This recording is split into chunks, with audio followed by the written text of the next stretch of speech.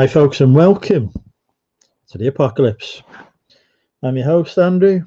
This is a Drinking with Andrew special. Won an award.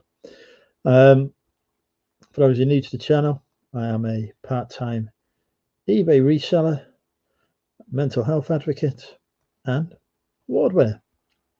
So let's cue the intro.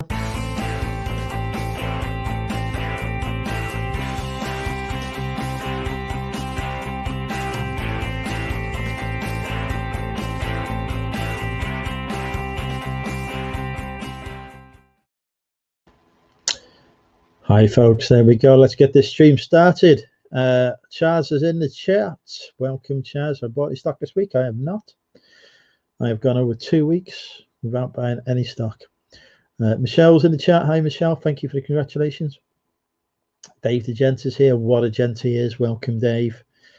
Yeah, so Thursday I've been drinking since winning my award, about 3:30.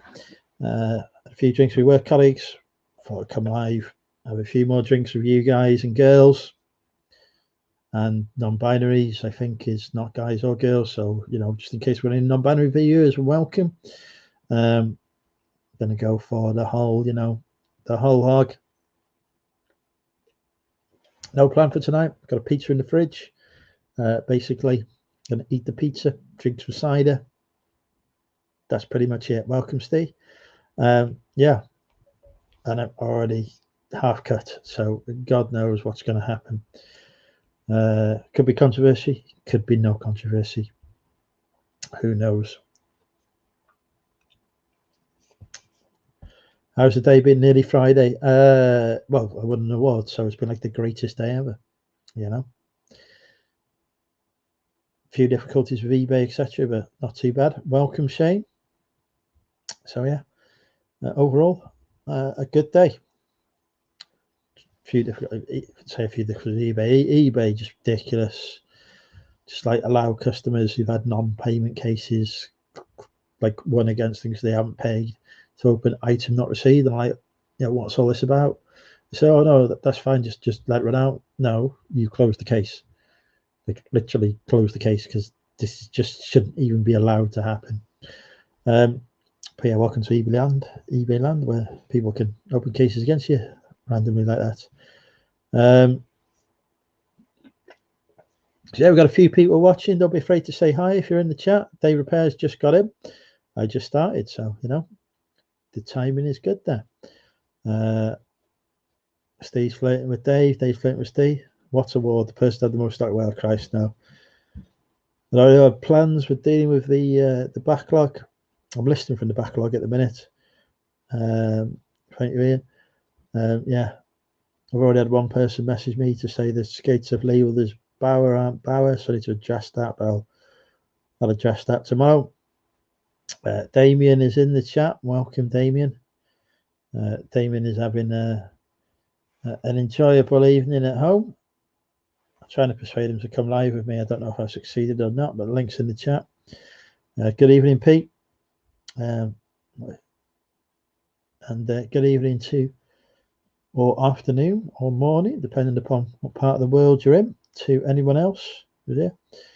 Jason's backlog is endless. Mine is less than it was at the start of the year. Well, actually, no. Mine's less than it was at the start of the week, and definitely less than it was at the start of last week. Once they start the year.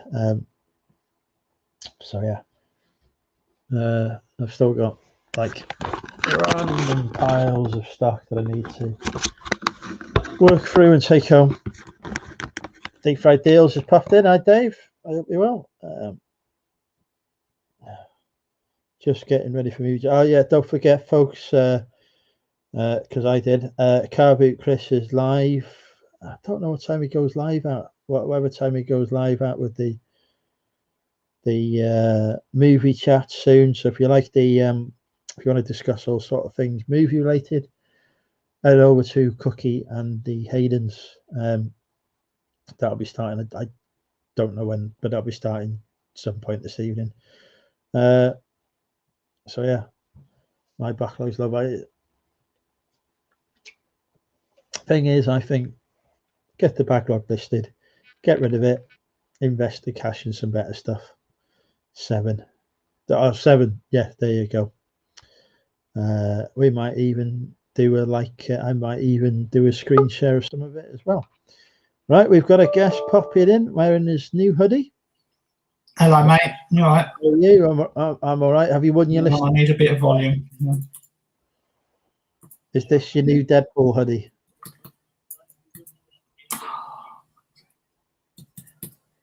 I can see like a gaming chair. I'm trying to unmute it. Hang on.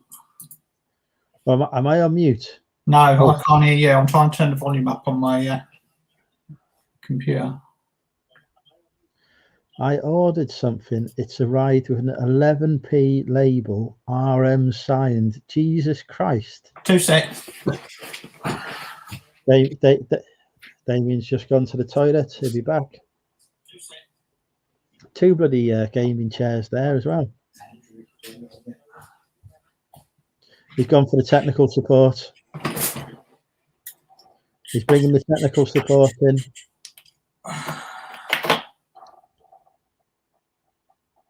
Earphones. This is a new setup. Okay, if we don't speak, Damien will think it's really broken. So nobody speak for a minute. Let's see if he thinks it's really broken. No, I can hear you. It's not broken at all. Bollocks. How you doing? I'm all right. I'm slightly drunken. Congratulations. I always say congratulations, but I'll do it on stream as well. So, yeah, just popping on. Dinner's cooking, so won't stay long. Chicken pasta bake thing, carbonara kind of something or other. Already sounds really complicated. No, it's just the tray bake, shove in the oven and wait 40 minutes and then it's done. Oh, I use those. Yeah. Dave's talking about postage in the chat. Dave says he can't hear me. So is it too quiet? So I've got it sounds perfectly. Ignore him. He's just being a dick. Okay, that's fine. Because I couldn't hear you on the computer speakers. Yeah, you don't need those. Have you got new gaming chairs? I don't remember these gaming chairs before. Yeah, we got them. Luke's broken. I took mine down in the unit, so it was like, well, have the old one down the unit. So I've got new ones. So yeah, matching chairs. Very nice. And the cameras moved. So I've got 2 monitors, so the cameras sort of. Other than that, it's all the same. So dual screens as well, just like basically just splashing out on all the toys. Right. Well, I've got two screens. I've got the Mac and I've got a spare monitor. So I've got that. So it's just connected up with a lightning port thingy connector. Chop, busy, work, bang has popped in as well. Welcome, will you take less? Still not found his password for the latest. No, and George Ross has just texted me to say I get a mention in his latest video. Ooh. They're still talking about postage. Charlie says congratulations on your Game Gear sale. Thank you very much. Yes, it was quite a nice little touch. It was that was one. If anyone's watched the video, I bought a Game Gear bundle, and it had a load of games in it. And the Dizzy one, which is the most expensive one, when you look them all up, but there's no game in it. So I ended up having to wait until one actually came up on eBay, and they don't come up on eBay all that often. It took me 2 months of sitting with this empty box to find somebody selling an actual cartridge at a reasonable price, and I won it for £36 because they'd set up a 24-hour auction to finish at 7 o'clock on a Tuesday morning. So it's like best time for a buyer to win an auction. So so I won it for £36, and stuck it on. It was the only one on, so I thought at the time it was about 80, 90 quid looking at Terapeak, going back last summer or so, one sold. I thought, fuck it, I was sticking it on for 200 quid, and I got 180 for it. I was like, well, it's going to Florida. Love it. Or on GSP, so it was like, yeah, 1 o'clock this Yeah. morning. It was like an offer came through. It's like, yes, I'm taking that. Nearly £200 worth of sales before I go to bed. And I woke up to another 50 quid's worth this morning. So it was like 250 quid day on a Thursday in February. Happy days, as my friend John Luke would say. Yeah, it's a nice little touch. So yeah, strong end to the month. It was a strong start to the month and a strong end to the month, and yeah, nearly beating January. All I'm getting, and I beat in November and December. Like January and February together have outpaced November and December by miles, and I'm sort of 60% up on last February. Which I should be, because the beginning of last year was the first thing, because I went full time in December. So, January and February, not really an awful lot of stock. I hadn't had my first boot fair season. It was it shouldn't be too difficult to beat it. But, expanding and growing, so quite happy. Here we go. That's why it says Drink of Andrew on a Thursday. That is the clue that gives away the fact that it is not Friday. Make sure you get Lucas on ready for tomorrow. It's Lucas's birthday this week. I was part of his Deal or No Deal audience on Tuesday. I was giving him advice and guidance throughout Deal or No Deal, and I believe if his future wife has organised it properly, he's coming live tomorrow for his birthday special. Cool. If she's organised it properly. So am I going to win our listing challenge then? Well, do you want to know what I've listed today? Well, I've got the spreadsheet open. Go on then. So today, you haven't told me. Been 1, 2, 3, 4, 5, 6, 7, 8 items today. Not bad. There's one more than me. And the grand total was £169.60. And that's more than me today. I think you're just about ahead. I want to know what I've got to do tomorrow if I do anything. So, yeah, but tomorrow I'm going to be too hungover to do anything, I suspect. Exactly. So I need to know how much I've got left to do. Where are we? I don't know how much what I said where I was at. Now remember, just the audience, just in case Andrew and I are doing a listing challenge this week, just off stream, so we're just catching up with what we've done since we hadn't told anybody. No. 31 listings for £606 so far this week. Oh, I'm well ahead of that. I've done 850 if I count what I did on Sunday, but we didn't start the challenge till Monday.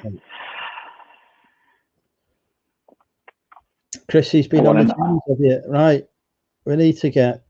See, I've been trying to persuade my accountant's future wife to come live.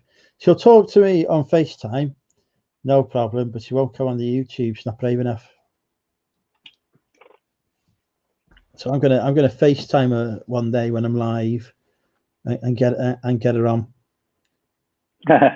but like not tell her that she's live on the YouTube. Hang on. Is that really fair? Well, you're just going to do it anyway. You get phone numbers there, mate. It's not her number; it's the number for her iPad. Chop asked if I'm still doing the Lego. The Legos are on back burner. I don't know if it'll go anywhere. It seemed like a good idea at the time back in the summer when the world was ending. We didn't have a clue what was going to go on and what was happening. But the eBay business really picked up after that, and it's like August, September, October were just mental for eBay, and I just haven't gone back to it. And I might not, because eBay's doing really well, so I just don't have the time for it. I thought you'd listed all your Lego on eBay anyway, or was there more? I did some. I put all the mini figures on, and I've cleared it out. But all the individual parts, they're still in their drawers on the back wall at the unit. So I might just run that down and run it out. Just liquidate the stock and just concentrate on eBay. I'm still establishing MM UK Vintage at the moment. Mm. So I'm cross-listing everything across. On to Depop.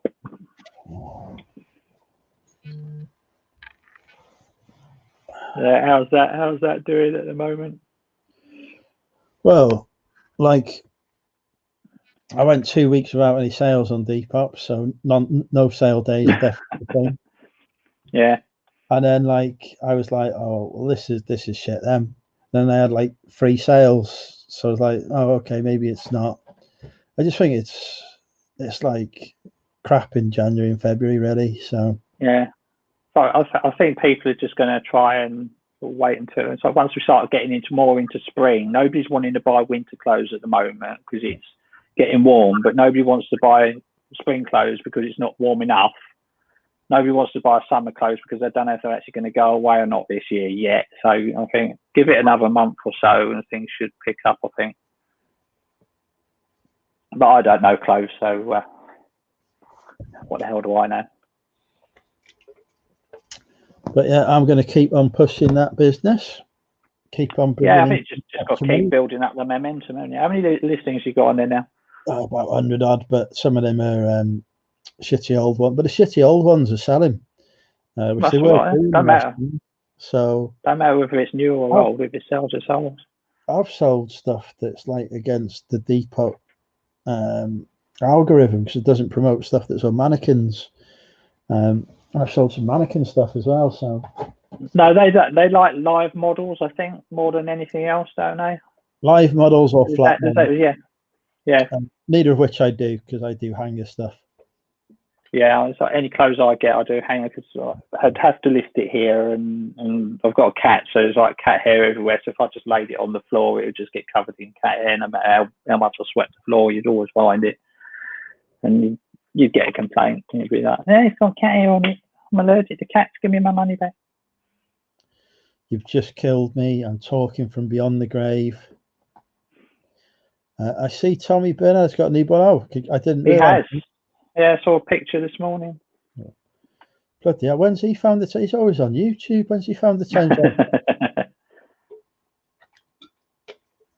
Mind you, that's lockdown, isn't it? There's got to be, there's going to be surely got to be another like lockdown baby boom thing going on. Yeah, possibly. I think people are wanting to murder each other now, being locked away with each other, not Yeah, well, getting it on. They've already caused the pregnancy. Now they're going for the divorce. Yeah. No. Oh, there you go. Tommy's got COVID babies for sale for cheap, apparently. So if you want to buy a baby, visit Tommy's eBay, Grailed or Poshmark stores, and you can buy. Oh, it's a girl. I thought it was a boy. Well, then, they all look the same when they're only a couple of days old. Congratulations, Tommy, on the birth of your non-binary child. Hey, Tommy. Congratulations, mate. Good evening, Nia. Welcome. Dave says she's got Tommy eyes too. Well, she can't be perfect, can she? Let's be fair. No. I have managed to avoid impregnating anyone. I do have like somebody who dumped me, then didn't dump me, then dumped me, then didn't dump me. I can't keep up. She needs to make up her mind. I've already made it up. Like I'm like no, but apparently that's not an acceptable answer. Hi, David. Look in the newest Wayfair magazine under the dresser section. That sentence might make sense to somebody more sober than me. Wayfair, don't they do sort of furniture and cheap stuff and sort of? Yeah, they're sort of like. I'm sure I nearly got a table like when we moved in. I'm sure we nearly got a dining table from Wayfair. So yeah, they do furniture and home stuff and at really cheap prices. I got mine. I stole my mum's. Well, it's even cheaper, isn't it? How can she be that cute and still exactly, Michelle? Medical miracle. Medical miracles do happen.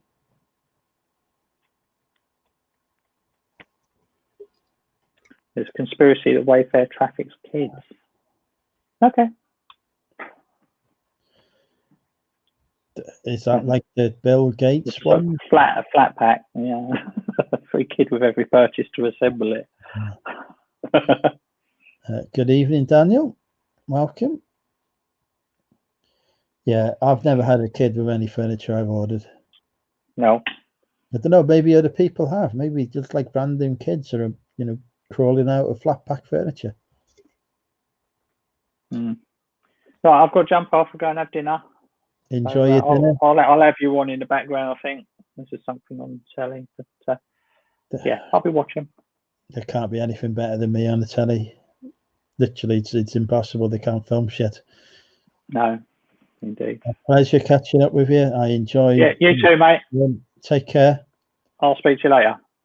Bye. Bye. And there you go, folks. That was Damien from DB Resells, the YouTube channel. Brat Packed. I like that. Took me a minute to get that one. Right. I'll pop link in chat if anyone else wants to come on. Watch me get progressively more drunk. Also, I am available for sexting on Instagram at Moneymental UK. I need to put that on as a banner.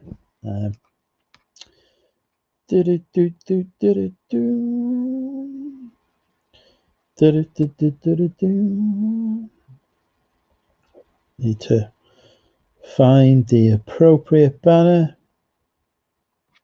There we go.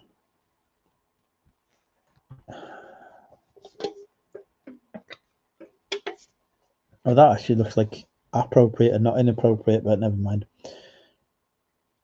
So yeah, I'm drunk. I've had too many of these.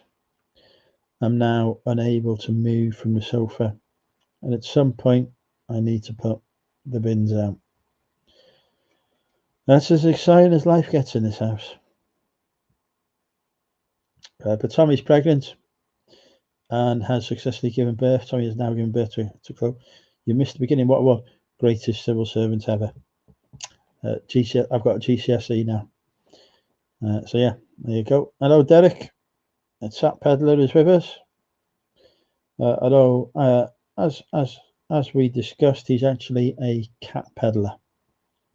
Is this different to the stream? Yes, it is, because I am now more drunken. So basically, this is a new stream where I am more drunk.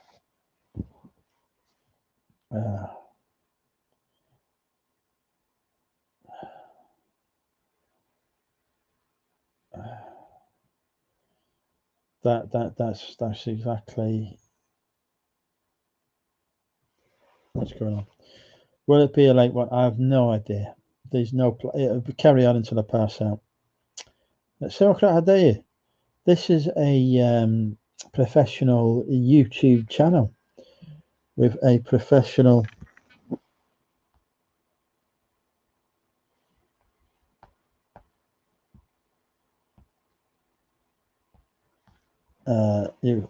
Derek's going to pop one later.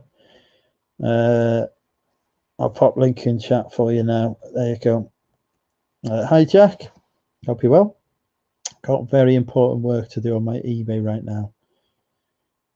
So basically, somebody's tried to return Derek's the shit that Derek has sold to them, and Derek is obviously trying to get them to not return that to them. He's claiming listing 10 things, but this is, as we know, this is all about whatever illegitimate products the Tap Peddler has tried to sell. Damien's in the chat. You may remember Damien from 2 minutes ago when he was live with me. Yeah, I'm feeling hungry, so I might put pizza in the oven in a minute. Derek got positive feedback on Facebook on an £80 suit, I have you know. So there you go. Derek has got positive feedback on his lawsuit. Zane's in. Welcome, Zane. I hope you're well. Zane, famously not from One Direction. He has clarified that on numerous occasions.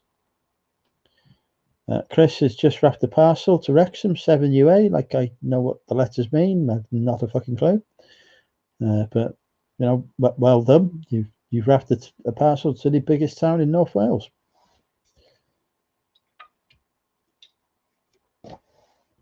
But they're not fucking hell. That's just round the corner from me, that is. That's literally just opposite the Aldi that I shop in. That's far too close, Chris. Do not send the parcel there. Do not want any explosives in the local area. Thank you. Cancel the order now.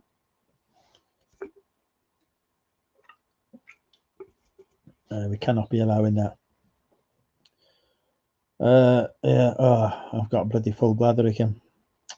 Shall I put bins out, go toilet, put pizza in oven, in that order? What do you reckon, chat? Should I do these things? Wi-Fi might drop while I put the bin out, but you know, you only live once, don't you? YOLO. YOLO. YouTube. YOLO YouTube. YouTube lower. Fuck it. I don't know what I'm saying. Yeah, everyone confused me about One Direction. Is it? One Direction are coming back, I believe. Same. I mean, obviously, you'd have to ask your One Direction colleagues. I don't know who's in No Direction. To be honest, is Harry Styles. Ask Harry. Ask Harry if he wants to do a comeback appearance.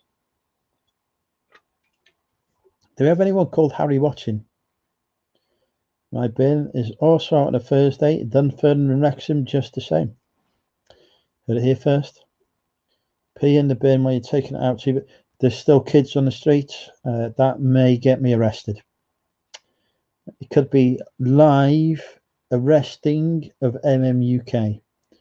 Nobody wants to see me get arrested. Right? Actually, that's probably 44 people watching who want to see me get arrested live. Rob says, evening all. What I'm going to do, right, when I put the bin out, I'm going to live stream Cookie and the Haydens, so you can watch that whilst I'm going to the toilet and putting the bin out. There you go. That'll be entertainment for you. Free entertainment. Stu needs to organise printing for Harry Styles' uncle. Right, so here we go. Right, this might be an advert because this is a monetised channel. Memories and fans are what makes Principality Stadium so special. Obviously, I get the Welsh adverts because I live in Wales. Want to celebrate Let's get that. Superman, Thanos, and then Iron Man. There you go. Listen to these talk about movies.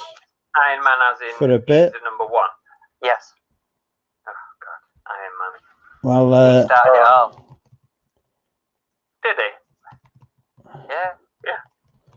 Well, he started well, the Hulk did the first one, didn't he, with Eric Bana, and then that got changed, didn't it? I think they're talking about Marvel movies or something. And yeah, then Iron Man. I did to be honest with you, I didn't think that. There you go. There was a couple of Hulk movies before they all started kicking off, wasn't it? Yeah. But couple of Hulk movies. There were Hulk movies in the 80s. What kind of channel is this? Calls itself a movie channel. Before we move on to Steve, we'll see what the chat's saying. We've got David Resell says Rocky Balboa. Only just paying attention to the chat. chat. Rob says Roger Moore for Bond. Look at how far these are behind the chat. You don't see this happening on MMUK. Kitan says Philadelphia Tom Where's the Hanks. bloody bin gone? Strong roles, yeah, definitely. Let's see what else we've got. If it was horror, it would be Jason Voorhees. T-Rex, agreed, yeah. Deadpool, Carl says. Donald Trump in Home Alone 2. Right. I'm just saying evening to Thursday for Revenge and put us on live while he's taking the piss. Yeah. Yeah. Don't watch Andrew. Come and watch us instead. It's better. It's more interesting, more entertaining. Freaking more entertaining my ass. Right. Let's see. See what else people are saying. Right, Neighbours have got bin out. David has favourite zombie movie. Oh, I nearly fell over them.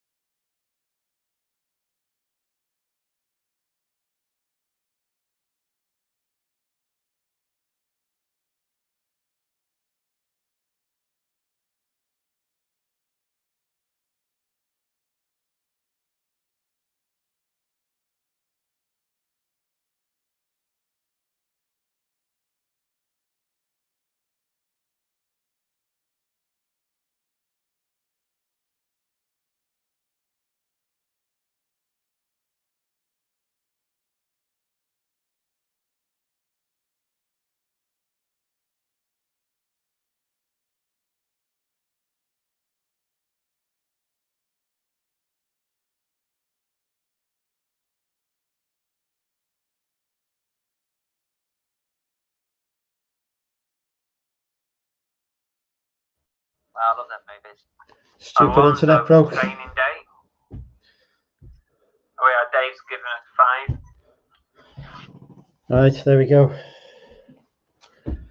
Oh, stupid internet. Right, so that didn't work. Gonna go to the toilet. Back in a minute.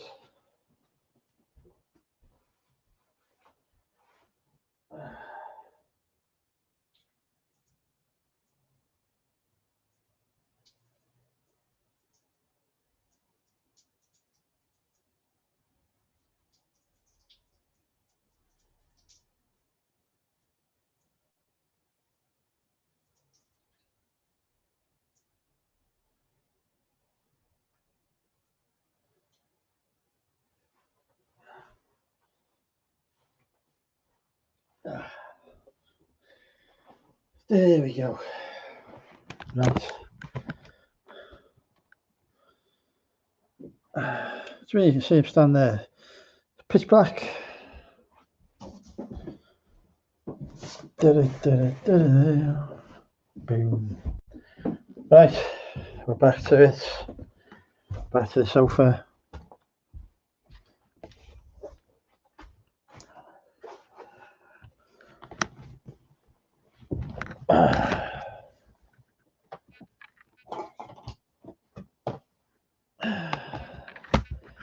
Okay, who's still with me? Another can down. Nice and straight up. I'll handle that later. Right, let's get a link in the chat. See if anyone wants to come live. Here we go. I need to refresh the chat because I've lost that. I've broken the chat.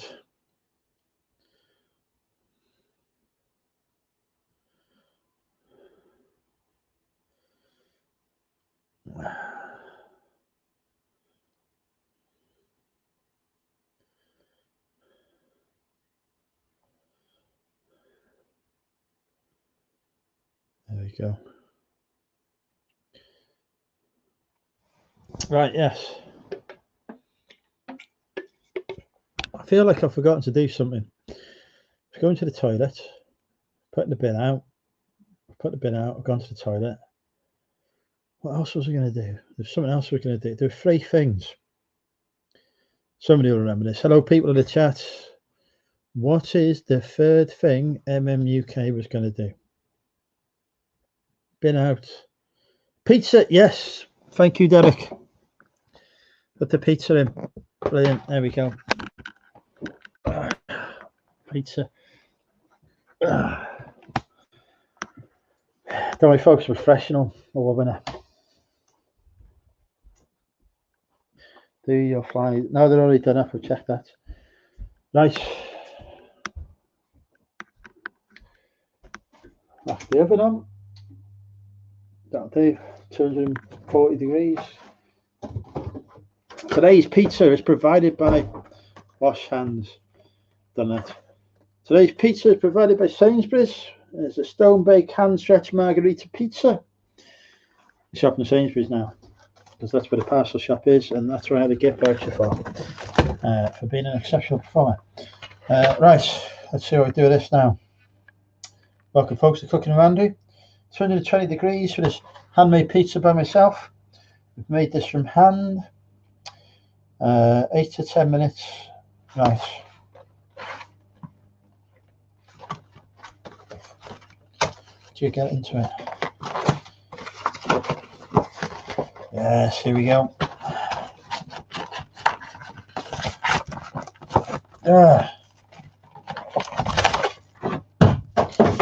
That's done. Good evening, Matt. Congratulations, thank you.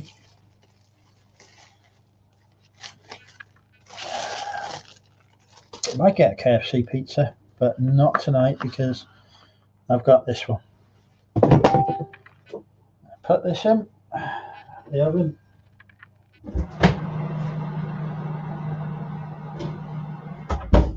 Right, people in the chat, set your timers, 8 to 10 minutes. Remind me in 8 minutes to go get me pizza. If you don't, I'm going to starve. Think of me starving. It's not good for him. It's not a good, we don't want you to starve, do we? Let's put it that way.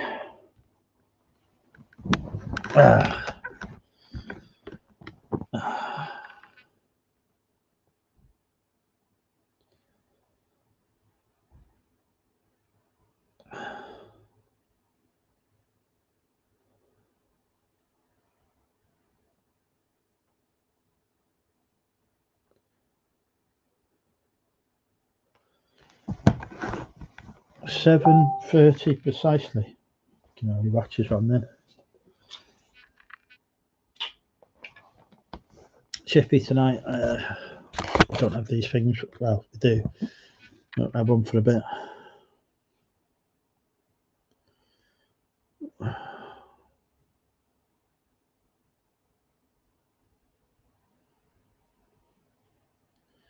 The UK government is live now.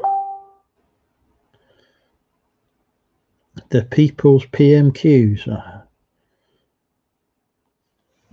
Not like that. How's the sales been? Up and down, inconsistent, up and down, but February is always a diabolical month for sales. So any sales are good sales. So I don't know what I'm on today. My target is 100 quid a day, at least. And today I am probably on less than that. Let's have a look. Yeah, £77.35 today. So yeah. Exactly, Kevin. Exactly. There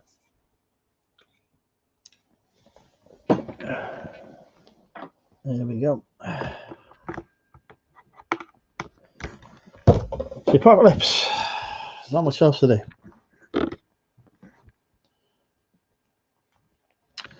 So yeah, 77 quid today. So that's all right. It's money for old rope, as the saying goes. Link is in the chat if anyone wants to come. It's slow. Am I doing drinking tomorrow night? Yes, drinking with Andrew will be on tomorrow night, 8:30 p.m. UK time. No plan for it. No guests lined up. Nothing. Yeah, Sarah and I have returned. Like Lazarus.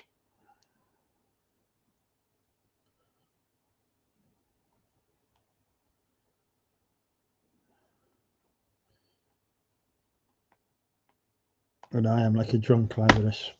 Did Lazarus get drunk? I mean, presumably Lazarus got drunk. Put the bin out. I should really put the recycling out.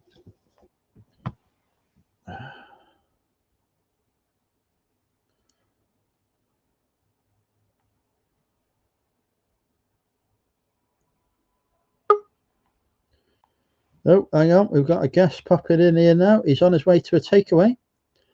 Which takeaway are you on route to?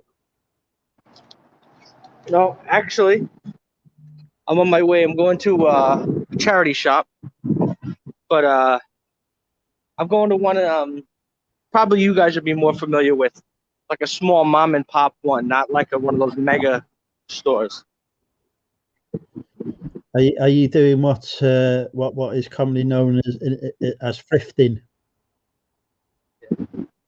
Yeah, this is the one you probably have with the old ladies behind the counter.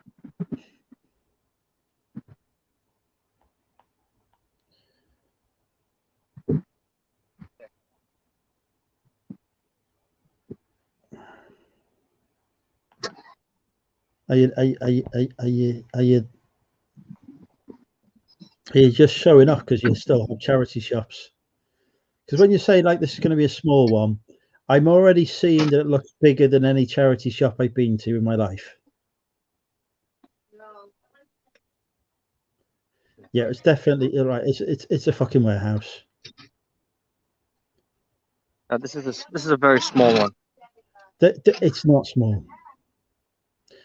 There is no charity. There's no charity shop in Wrexham, which is biggest town in North Wales, as big as that. Yeah. This is like when I tell the ladies it's a very small one, so that they get a pleasant surprise. Yes. Aaron's having a cider. Good man. Eddie Bauer. I've got some of his stuff. This is.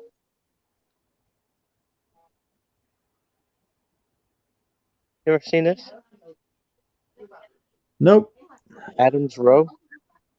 You ever seen this before? Nope.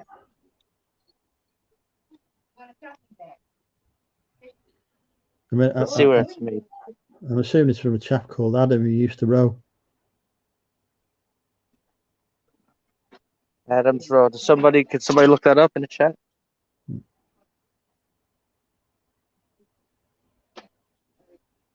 No. Rubbish. Peter Picker. Rubbish. Welcome, Peter Picker.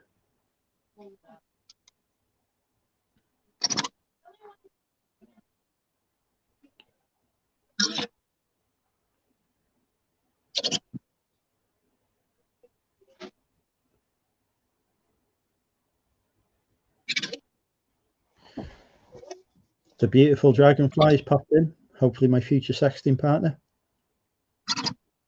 Andrew, if you have to say no, I'm saying I'm twice the size they expect. Other way round, Dave. Other way round. Jesus Christ. What's Krillin's currently eating blazers.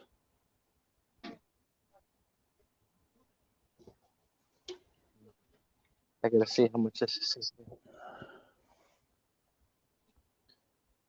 Yeah, exactly my point, Dave. If that's a small one, God knows what a big one looks like. Let's get spots on the sleeve. So I think when I went to New York, probably just before I became a reseller, so I never actually went around any thrift stores as such. Yeah. There you go. Right, is my pizza ready? I need to check on my pizza. Okay. Not chicken? No, I've got a pizza in the oven. I'm trying to economize.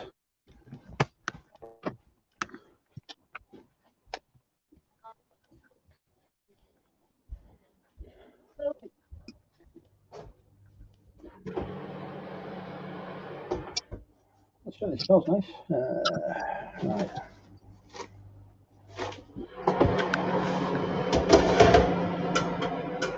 Still think it needs another minute or two.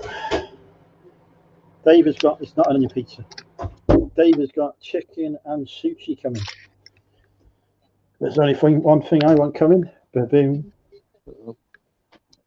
So I'm gonna be dying soon. Are you? What's wrong with you? Have you finally got too much cholesterol in your bloodstream?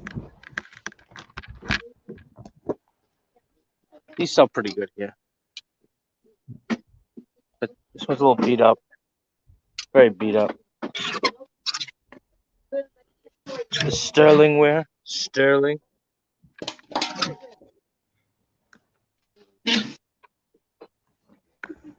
Another brand I've never heard of. What cider we got in here? Whole cat, 3 cans left.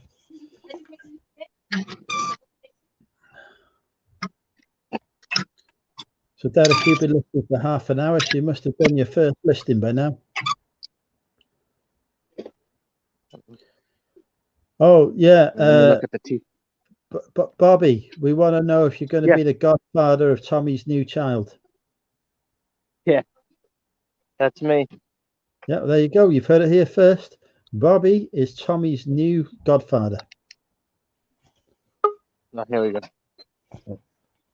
Again, we've got one half of One Direction popping in. No. My name is Zain, but I'm definitely not from One Direction. And actually, One Direction isn't a thing nowadays anymore. Like, they are not, I don't think so. They're together, isn't it? The royalty checks will still be pouring through, don't worry. They are all going into a different direction now. So they are not One Direction anymore. That So Yeah, the royalty is still coming in. Yeah, that's true. How are you doing, Zane? What's new with you? I'm okay, but not to the level of where I want to be okay, really. This week it's been really hectic. I have my video editor. He left. I mean, I had to really get rid of him. And there is other guy who worked with me as well. He is on holidays. So there are a lot of things that I have to do on by myself nowadays, and sometimes it's a bit difficult to manage. Can't get the start. And Holiday? There's no holidays. It's Corona. My accountant handles everything for me. He does the editing. He edit your videos as well. He does the intros. Any intro I ever see, my accountant did that. I didn't do it. Okay. No, the thing with like hiring a new person is not like you can always find a person who will have skills, but the problem is it take a little bit of time to train them in the way you want them to do the work for you. So it's a little bit hectic. You know, you really have to go through this training process all over again for first month, regardless how good they are, because you want them to do the things in the way which fits in your system. So it take a little bit of time. That's only the problem. If you need somebody to be in charge of the recruitment, I'm more than happy to get involved.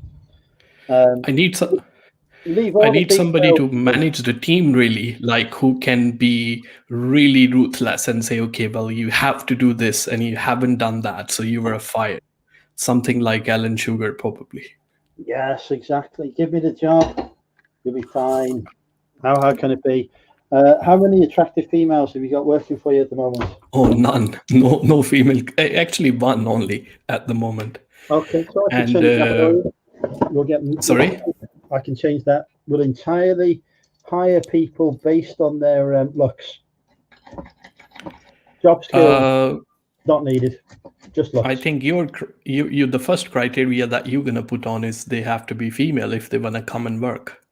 Yes, correct. Okay. That's not gonna be really good for me. And the Peter made a very good thing, and he said that send you out. If we have to hire all the females, then I mean you are a male, and I probably then I will be jobless as well by myself.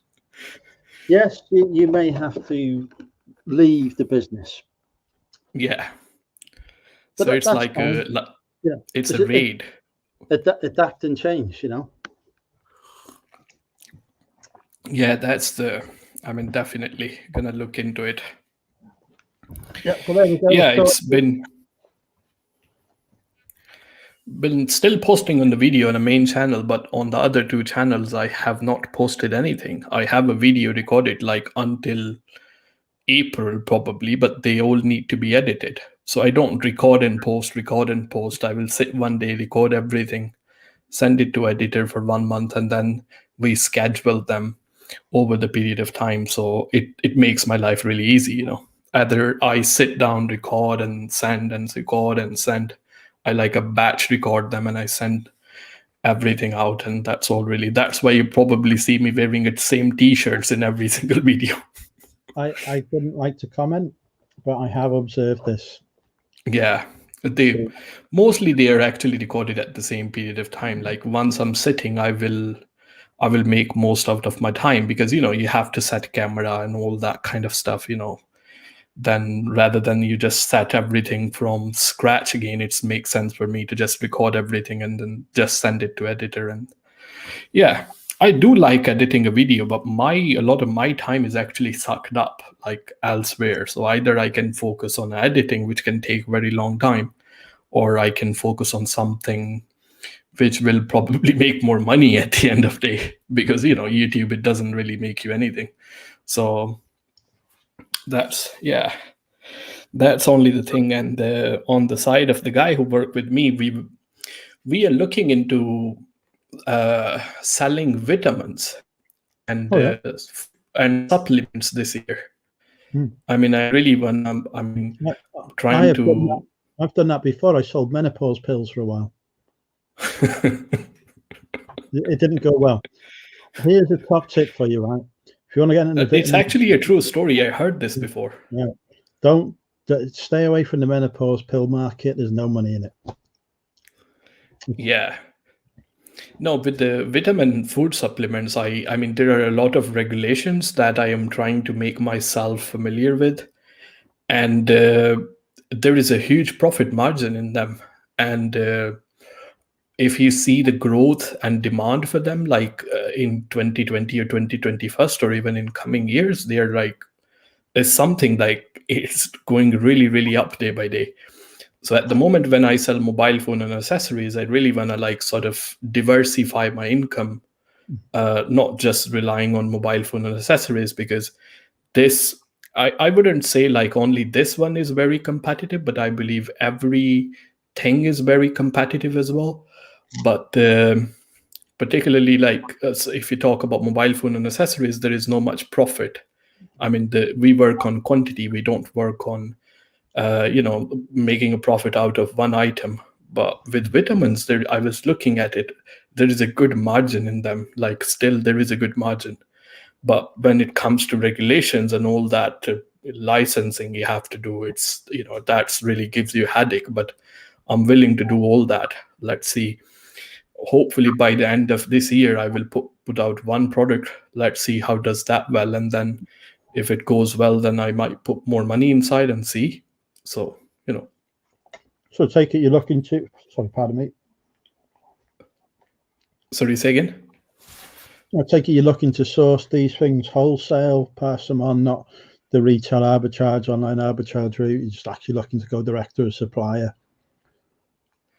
Yeah, so we will probably take one existing generic product and put our label on it, and we will just run a bit test on it. Like probably I will eat them by myself and see how they are, and we will see licensing requirement about it and put our logo, and then we will launch them and see how they will go. And I think there will be. I'm not really trying to. I mean, So before studying a business management, I left a medical school before. Okay. So on the first year,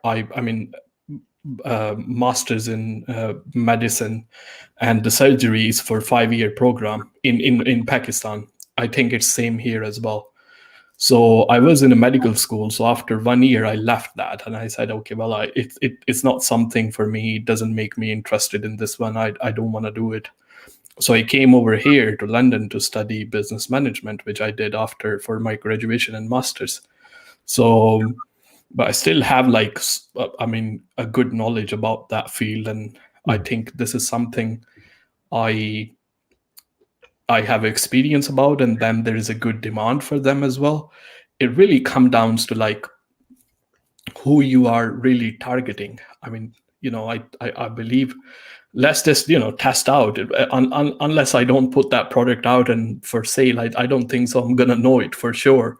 I mean, there is nothing yet you can tell, okay, I will sell this one, I will try to sell it, and it definitely sell, I'm gonna make money out of it. Like there is no tool in the world who can really predict to that level. Yes, you can minimize risk by doing your product research better, but at the end of the day, you're going to know the truth once you will really list the product and see if it will sell or not. So, I think that would be better. That's all really going on.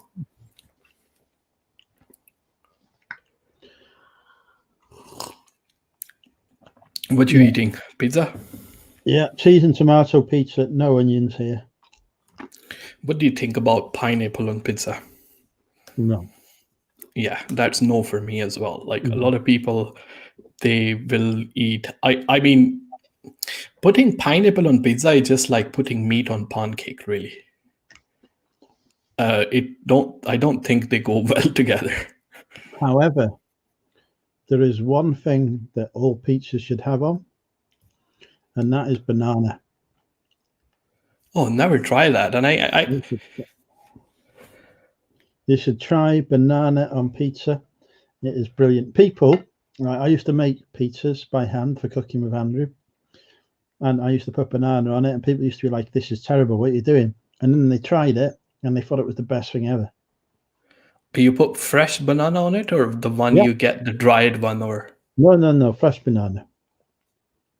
Fresh do you pizza, like bake fresh with them, banana. or you like bake the pizza and then put the No, banana on them? No. Slice the banana up, chuck it on top before the pizza goes in the oven. Obviously, not a frozen pizza, but like a fresh pizza. Yeah. Put it on, chuck it in the oven. Lovely. Yeah, this is something interesting. Like I never actually heard somebody actually doing it, or yeah, that might be interesting to test out.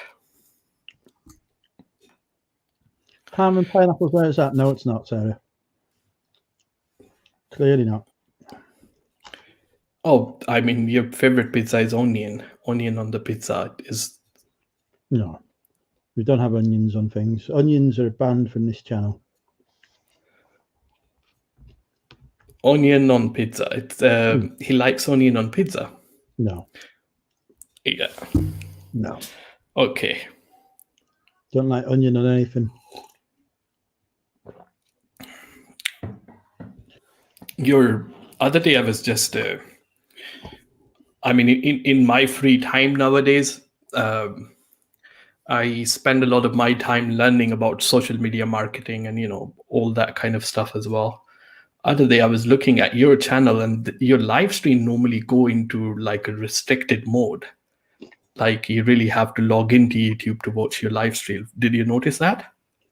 I have no idea. Yeah, it might be probably you guys swear inside your live stream. That's why. Don't you get like demonetized for this kind of things, or no? I have no idea.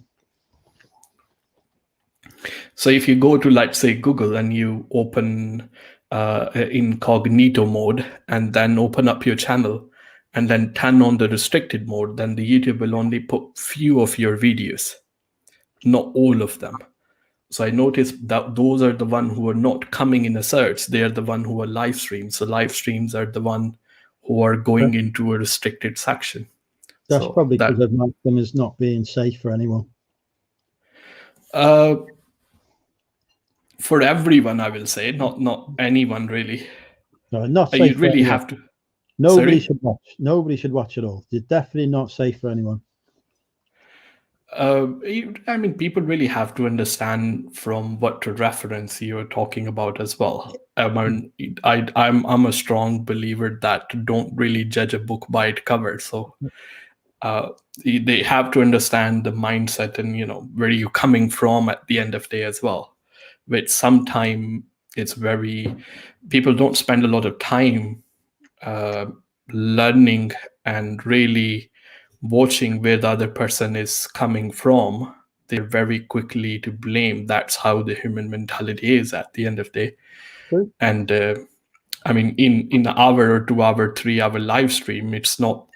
There are many people who watch it all the way through consistently, but people are coming in and going out all the time. So what we have talked 5 minutes ago, and then what we're going to talk in next 5 minutes, that might be a different thing. So people will only have an opinion about without having a complete reference to whatever we are talking about. So is the thing. It's like this. Mods, can we take action? Someone said ham and pineapple pizza. That's just offensive. I agree. And I agree as well, Stu. There's very much something wrong with onions. I'm glad that we finally see eye to eye on this point, Stu. Yeah. I don't like onion on a pizza as well. Like I don't like the raw taste of onion, but if you're cooking chicken or you're cooking something like that, mostly Indian food, you can't cook without onions. So that is a very basic ingredient, unless you have found a way to cook differently. No.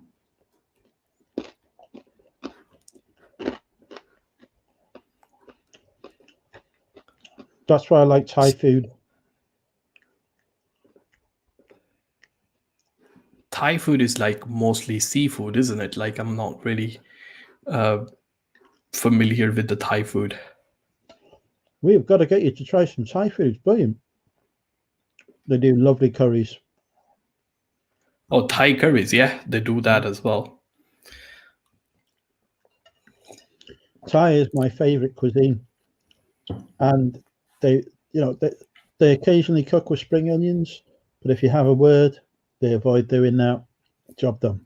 Although they do have a slight obsession with peas, which is another subject. Peas are bad as well. For me, particularly, like it's very unhealthy and a bad habit, but I can't really eat something if there is no meat inside.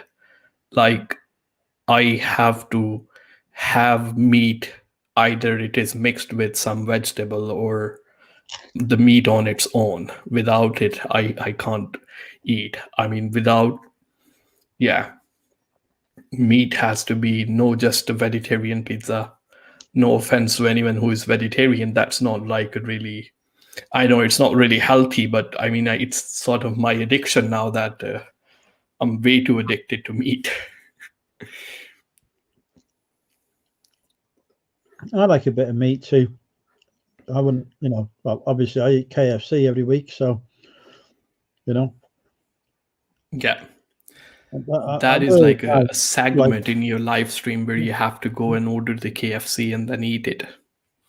It's essential now. It's part of Drinking with Andrew. I've already upset the chat by eating a pizza tonight. They're not happy. Oh, you can, or are you leaving the segment for KFC ordering for tomorrow, or that's gonna happen when you might feel hungry again? Although this pizza is not filling me up, so I might feel hungry soon, but yeah.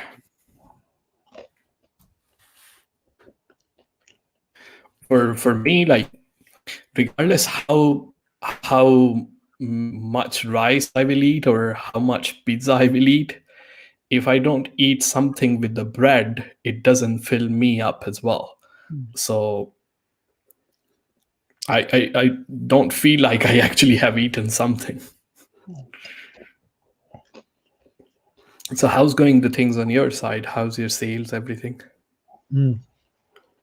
Like, all I will say is, if I was my accountant, I would be very worried about getting my fees paid next month. Speaking of which, welcome Lucas / Aaron Patrick, the QuickBooks chap, my accountant, to the chat. Oh, Aaron in the chat. Yes, that's my accountant. Yeah, I know that. He, I mean, he is happy then for you. He's delighted when he sees my sale figures dropping every month. He knows that means less work for him and, possibly less money. So you were saying about him, he's your accountant, and plus all the intros that you need for your channel, he's your go-to guy. Yeah, yes. He has the social media manager, communications manager, chief operating officer. He's not CEO because that's me. But yes, Lucas has many important duties within the business. He's a man with a multi-talented. I believe his biggest hope one day is that I will call him by his proper name. But that day is yet to come.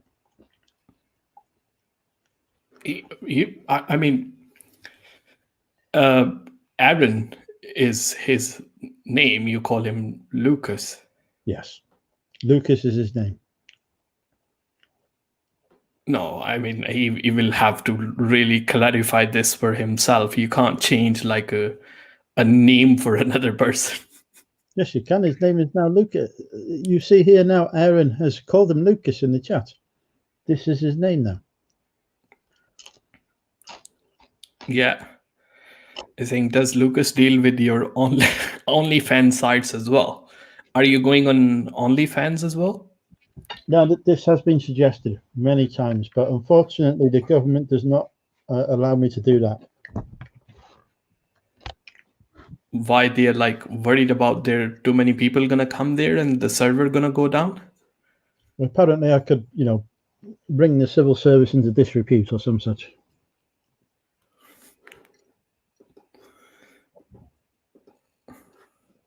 Have you thought going to OnlyFans or no?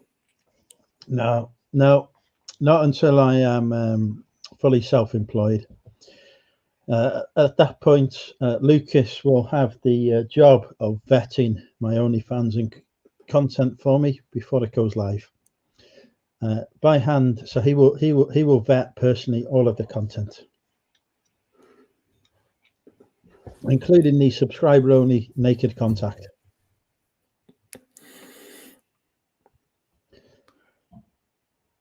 I believe it's a job he's particularly looking forward to with massive enthusiasm. As he says, subcontract out the OnlyFans. Yeah. I mean, I don't know what his plan is about subcontracting it. Like, you want to hire actors and then run it that way, or you want to be like a director or a person behind the scene? I mean, you know, to be honest, to find an actor that could portray me accurately, we're looking around the George Clooney, sort of Bradley Pitt sort of level. I'm not sure that I've got the budget in place at the moment to employ them. So it could be a while. I mean, you might need a board of director meetings for your company. Right, we've got to have meetings about meetings, you know, like, because I don't have enough meetings about meetings during the course of my weekly working life. So we definitely need to have some meetings about that, you know, about just how we're going to have the meetings in the first place. They're not having bloody Ryan Reynolds. Forget about that. That fucking, you know, Ryan Reynolds is lucky that there's a travel ban in place. That's all I'm saying. He's not welcome in Wrexham. He's not allowed here. He is banned from Wrexham by me. Cannot have But Ryan Reynolds. Is there a meetup in Wrexham, like, coming up or something like that? There will be. I mean, I'm not aware of it. There will be, and Ryan Reynolds banned. He's not allowed to come. We can't have Deadpool turning up just because he owns local football club now. It's not allowed. So the Wrexham meetup is like after all this lockdown stuff? Yes, once we are free of... Oh.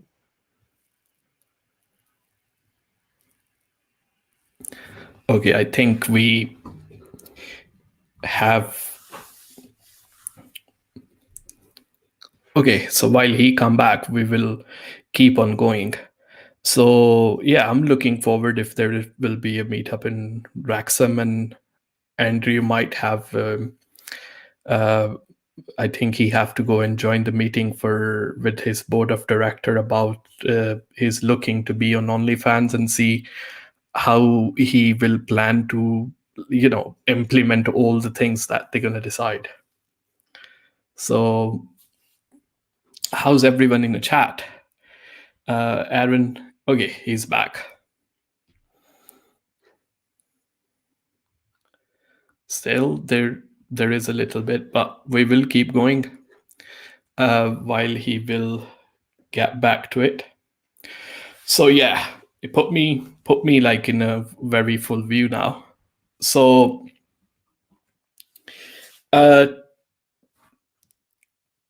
I'm looking forward to meet up. Yeah, I mean, I don't think so I will be able to make it to Wrexham, because like I live in Newcastle, so for me it's very, I mean, away from here. Andrew is back, so yes, we're having a Northeast meet up in Newcastle as well. Is it usually when I'm doing a world tour of the UK? Oh, so the next one gonna be in Northeast. So there's going to be, like, I'm going to Belfast to see Julie, but apparently that has to like involve other people. I don't know why. Okay. And then we're going to do the Northeast, the Northwest, Yorkshire, the Midlands, and we're not doing Albi Retro. We're going to do the south of England as well, somewhere to be decided.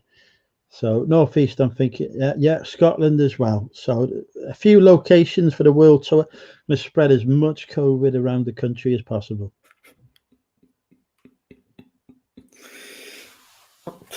Okay, let's see. There's also a Derbyshire meetup that's taking place in Lucas's house. Derbyshire is not like, for me, if I have to go Wrexham or I have to go, I mean, towards south from northeast. So Derbyshire is like in a midway for me.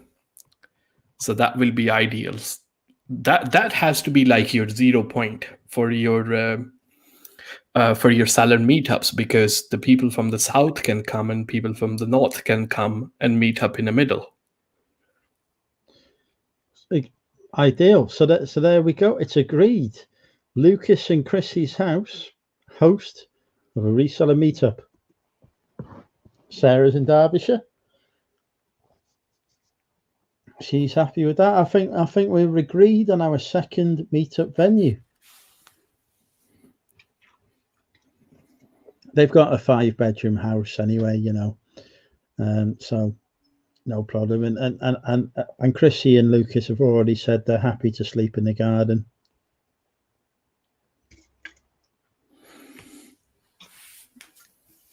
Sorted. Derek is saying membership schemes for live streaming of Bill's channel.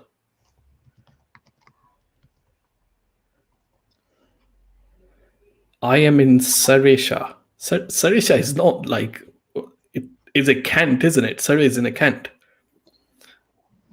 I have no idea. Yeah, it is. There is no like I don't think there is a Sarisha. It's like, yeah, there is a Derbyshire and Yorkshire and all, but Surrey is just Surrey. Surrey, isn't that South London? Yeah, it is. It is in Kent, I think so. There's like it's where Peter Ray's from, isn't it? Because he's in Epsom. That's in Surrey, isn't it? Yeah, Epsom is in Kent as well. Yes, I lived in London for like very long time, but never really made it to Kent. Really, I was more into like a West Mid. If I was traveling, I was coming down to West Midlands, so not really familiar with the like a more south side of it. Yeah, there's only part of South that I know. I'll be going to Richards when Nicola and Boris allows me to come to England. I may visit Wrexham. So I've got some bad news for you, Derek, but Wrexham is in Wales, so you're going to need permission from Mark as well. So not just Nicola, not just Boris, but you have to chuck in Mark Dreyford to the mix as well there, Derek, I'm afraid. Yeah, you're in Wales, isn't it? So you have another regulations to look after as well. So Wales is the only part of the UK to have not announced its exit plan from lockdown. We've literally no idea what's happening here, because the Welsh Assembly, as always, is just winging it.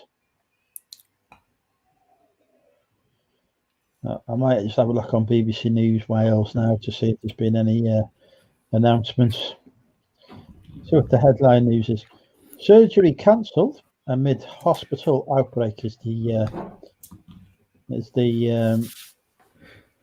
top news. Ystby Gwynedd cancels surgery. So, yeah, we've not announced any exit plans from lockdown yet. I mean, I don't really even follow the news nowadays, because most of the time I'm going to be staying in the house anyway. Yeah. I mean, don't have anywhere to go. So once I will see the people out, yeah, that's something has been changed. It's just give you like a lot of anxiety nowadays if you're just really looking forward to like, okay, when it's going to finish, when it's going to be like that. It's just something I will just say, okay, well, myself, I will better just stay away from the news, really. Because nowadays it is just like no news is a good news, really. I tend to use BBC News to shape government policy, so it's a vital input for me. Otherwise, how am I to know what people are thinking? You know, because we can't ask them, because that's wrong government. Did I put the bins out? I have, Mandy. The bin has gone out, and Derek's going to disguise himself in a giraffe mask. Bad news, Derek. I've got the giraffe mask, and I ain't paying to post it to you. Chop Chop Busy Work Bang Bang says that his granddaughters are in Port Toilet. I believe he means Port Talbot. Although that is an apt description of the town. Have not seen them in over a year. Glad when his stuff is over. Out of interest, Chop Chop Busy Work Bang Bang. How old are your granddaughters? Before I make any further comments.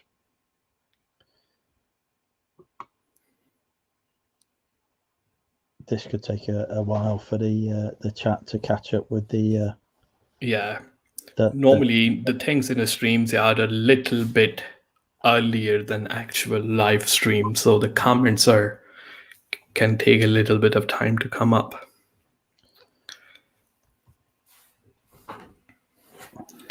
You getting any good traction on the Depop, or it's just going slow at the moment?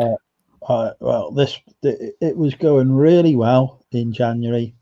They changed the algorithm, the search algorithm, beginning of February. So that just like killed things for pretty much everyone. 14 and 9. Right. Okay. Yeah. Too young. I agree. So yeah. How old's the mum? So yeah. What was I going to say? The sales just dried up, but they've restarted again now. But I'm not going to hit me.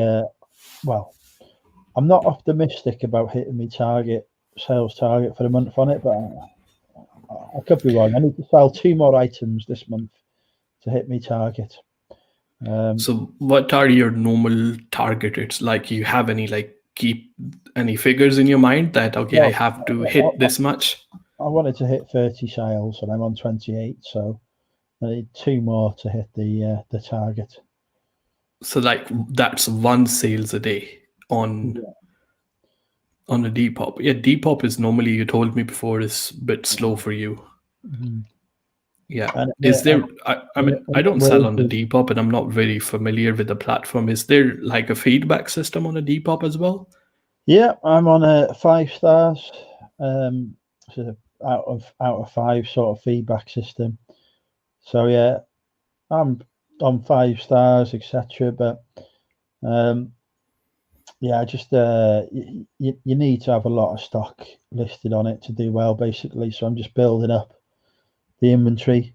But the problem is, because I'm cross-listing from eBay, the stuff keeps bloody selling on eBay. So I'm constantly having to take it off. Yeah. Which doesn't help. I did think about just having stock just for Depop, but then I'm missing out on income. If it's selling on eBay, great. That's extra money for me. So, but yeah, I'm improving it all the time. I've had a few tips on taking some better photos that I need to look into this weekend. So, get it. There is no some kind of software who can link your eBay and Depop store together, which will automatically. I mean, the problem that is that Depop doesn't like any kind of software being used in conjunction with it at all. It's against its terms of service. Yeah. Yeah. Sometimes it can be Sometimes it can be difficult once you have listed a product on eBay and then on a Depop as well. So you really have to quickly take it off. Yeah. So you have to really consistently checking your orders, and then, yeah, that can be a lot of manual work, really. Yes, which is why I'm, not too fussed about Depop being a bit slower than eBay, because, creates less work. Nick and Andrea Hills has popped in the chat. I've not heard of them before. I don't know if you have, Zane. Yeah, I have no idea, honestly. I mean, who are... Phil seems to recognise this Nick person. He says, hi, Nick. Peter Ray's Adventures has come in again. No idea. They seem to have spanners. I don't know. They might have stolen it from you. I don't know. Probably donated to charity, because most of my spanners have had to donate to charity to get the The privilege. Rebecca's just ordered a pizza. What pizza have you gone for, Rebecca? Do not say it's got onions on it. Pizza, do not be promoting these rival channels either. Bloody Global, for Christ's sake. Not seen them for a while, actually. I was watching some video where somebody was talking about his favourite eBay resellers to watch. She says, oh, yeah, says he really likes Jean-Luc Resells, Global Thrifters, Kieran Reach Around. You know, I sat there waiting for him to say Monumental UK. Never mentioned. Never steal. Who was asking? Who was asking, and who was answering the question? It was just talking on a pre-recorded YouTube video. Ham, not a fan of ham. I would never steal. I've got a mixed grill that says difference. That's all I'm saying. I mean, he did steal your what was it? If once you ordered something inside the restaurant, stole my mixed grill. Stole the food that I need to survive. Yeah. Tap Peddler says he mentions DW. If the words "bring back Bill" are part of that, Derek, then I'm not watching. I've already seen enough Instagram posts being bloody forwarded on to me. Thank you. All right, Peter. Of course, he's not all right. He's watching this. He must be bored out of his mind. No, but I mean, looking particularly this year, I want to have enough videos about like a step-by-step plan selling on Amazon FBA as well, particularly based on UK. So I don't just want to be like stick to eBay, because I sell on Amazon. I like talking about it as well. So I think there are a lot of people who are looking out for this type of information. I think you'll get more views as well by doing the Amazon content. I've noticed that people seem to look for that more than they do for the eBay stuff. You know, so building a channel is a good way to go. One of my best videos is simply one of the most viewed videos because it has retail arbitrage in the title. That's what people are searching for. Then they watch it and discover it's just me trying on bras, but yeah, it's certainly something to. Derek is asking eBuyGum where it's at. Okay, I really personally really want them to succeed. Like there has to be more options for eBay sellers. And there are many as well. There are many options. But the problem is at the end of the day, it all comes down to the consumers, which is the platform which they are going to buy from. And at the end of the day, then the seller will be selling on that platform. So for eBay, they know that buyers are here already. So I think now at the moment, what eBuyGum is doing is he's really trying to get the resellers. I seen some of the live stream to come and join the platform, which in my personal opinion, I think it's a wrong approach. I think they need to really focus on the consumer side of it. And at the end of the day, the sellers will come once they will see the people get the sales from that platform. We get really badly treated by eBay and Amazon, but we still sell on these platforms because we know the buyers are here, and this is giving us a business at the end of the day. So we put those things behind, even though they are unfair most of the time, but we still just ignore it and move on with them. So eBuyGum, particularly in my personal opinion, I think going after consumers will be more rewarding for them as compared to just going after resellers. Yeah, no, I agree 100%. Sellers will come if there's a customer base to sell to. If there's no, it's like if you were looking to open a bricks and mortar store, the first question you would ask is, what's the footfall? If there's no footfall in the area, you ain't going to open there. It could be the best fucking shop ever. It could be the cheapest rent. It could be, really well fitted out, etc. No footfall, not going to move there. And then there is another thing, like it is very hard to people. It's very hard to break their habits as well. Whoever is buying from eBay, it is very hard to even convert them over to Amazon. And whoever is buying from Amazon, it is very hard for a seller to convert them and bring them over to the eBay platform. So, for example, the people who are watching this live stream, regardless whatever you say here, nobody gonna copy the Derek channel. Yeah, most of the people who are gonna be on a mobile screen, they're not gonna go onto his channel and see what he's doing, because people are. I'm not saying the people who are in the chat who are lazy, but the thing is, human beings don't want to put a lot of work. So once you have your payment and credit card information saved with eBay or saved with Amazon, then even though it is a little bit expensive, then it is easier for them to buy from that platform. Another thing, the Derek made a very good comment about the website. I recently checked that website as well. The website is just categorized into a different section, but in order for you to actually make a successful e-commerce website, you have to have a proper algorithm who will see your browsing habits and recommend you the products accordingly based on your previous browsing history, which is not there at the moment. Because the people who are buying off eBay and Amazon, not all the time they really need those things, or the people who are watching the YouTube video, they are not just there to get the information. People buy because they are bored. People watch the YouTube video to get out of their day routine and do something different, not necessarily gonna listen to me and just gonna do those things whatever I tell them to do tomorrow. So the thing is, like, they really have to focus to make this algorithm smart, who will understand the consumer who is coming and looking for these particular kind of clothing. Then it will start suggesting them relevant items as well. This is where you will see a lot of sales. So that is not there as well. There is a lot of improvement to be made. Like that website, which is there at the moment, I mean, literally give me £100, I can make one for you now. Like now, it's gonna take me 1 hour to make that website. So it is.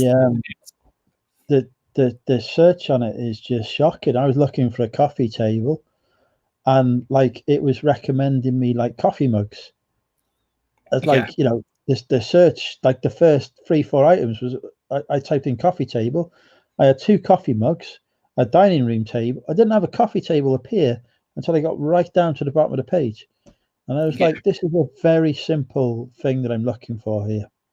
Very simple, not like, you know, a complicated, rare item that, you know, only a few sellers might have. This is something like a basic piece of furniture that I want. So yeah, it did my head in, and that put me off it. It's like Derek says, coffee table will bring up coffee and also table as 2 separate things. That's what happened. It didn't see it as a conjoined search term. They still don't have a bulk to e-buy gum tool through make it too much time consuming. Yeah, that's another thing for the sellers. Like the sellers, they want something. eBay have their API open as well. You can have a software done which can copy your listing from eBay and put them over to your whatever platform you want to take it to them. So eBay allow you to do that. There is no restriction on it. There are a lot of things need to be improved, and this is like my constructive criticism, which I think if somebody makes about me, I will really appreciate, because I think it brings in a lot of value once you're looking at the things from the people who will be actually using it, not actually who will be making it as well. It helps more to the person who is behind that platform. So yeah, if you want to move the sellers from eBay or Amazon to there, it is going to be, I mean, very, very challenging thing to do. So a lot of things need to go inside. The website is just completely in sort of beta version at the moment. It's not fully sort of up and running. So the thing is, they've been around as long as I've been a reseller. but they have not improved during that time. Whereas I, as a reseller, I've improved. I've responded to the market. I don't sell the same stuff now I did 2.5 years ago, because you have to adapt. You have to change to demand, etc. But they've not, for whatever reason, done that. And so until they do, I can't waste my time on it. Thank you, Diana. That is very kind of you to say. Beautiful Diana says, congratulations on your award, Andrew. Well done, you're a grafter. Very kind. Nick says, yeah, searched on it, tried searching on it yesterday. Had the same thing, just random stuff coming up. We've tested out a few times looking for different stuff, because I've always sort of thought they don't charge fees at the minute. Therefore, as a consumer, if the sellers aren't paying fees, they're probably going to be offering a better price on the platform.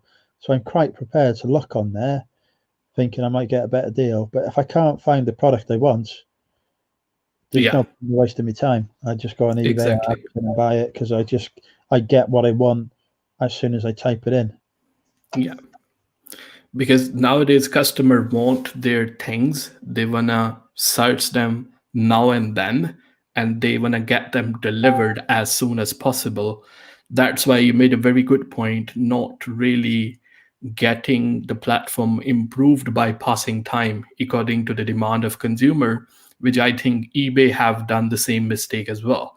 So eBay was there in 1999 and 1998, and that was probably, there is a year gap when the Amazon actually launched as well.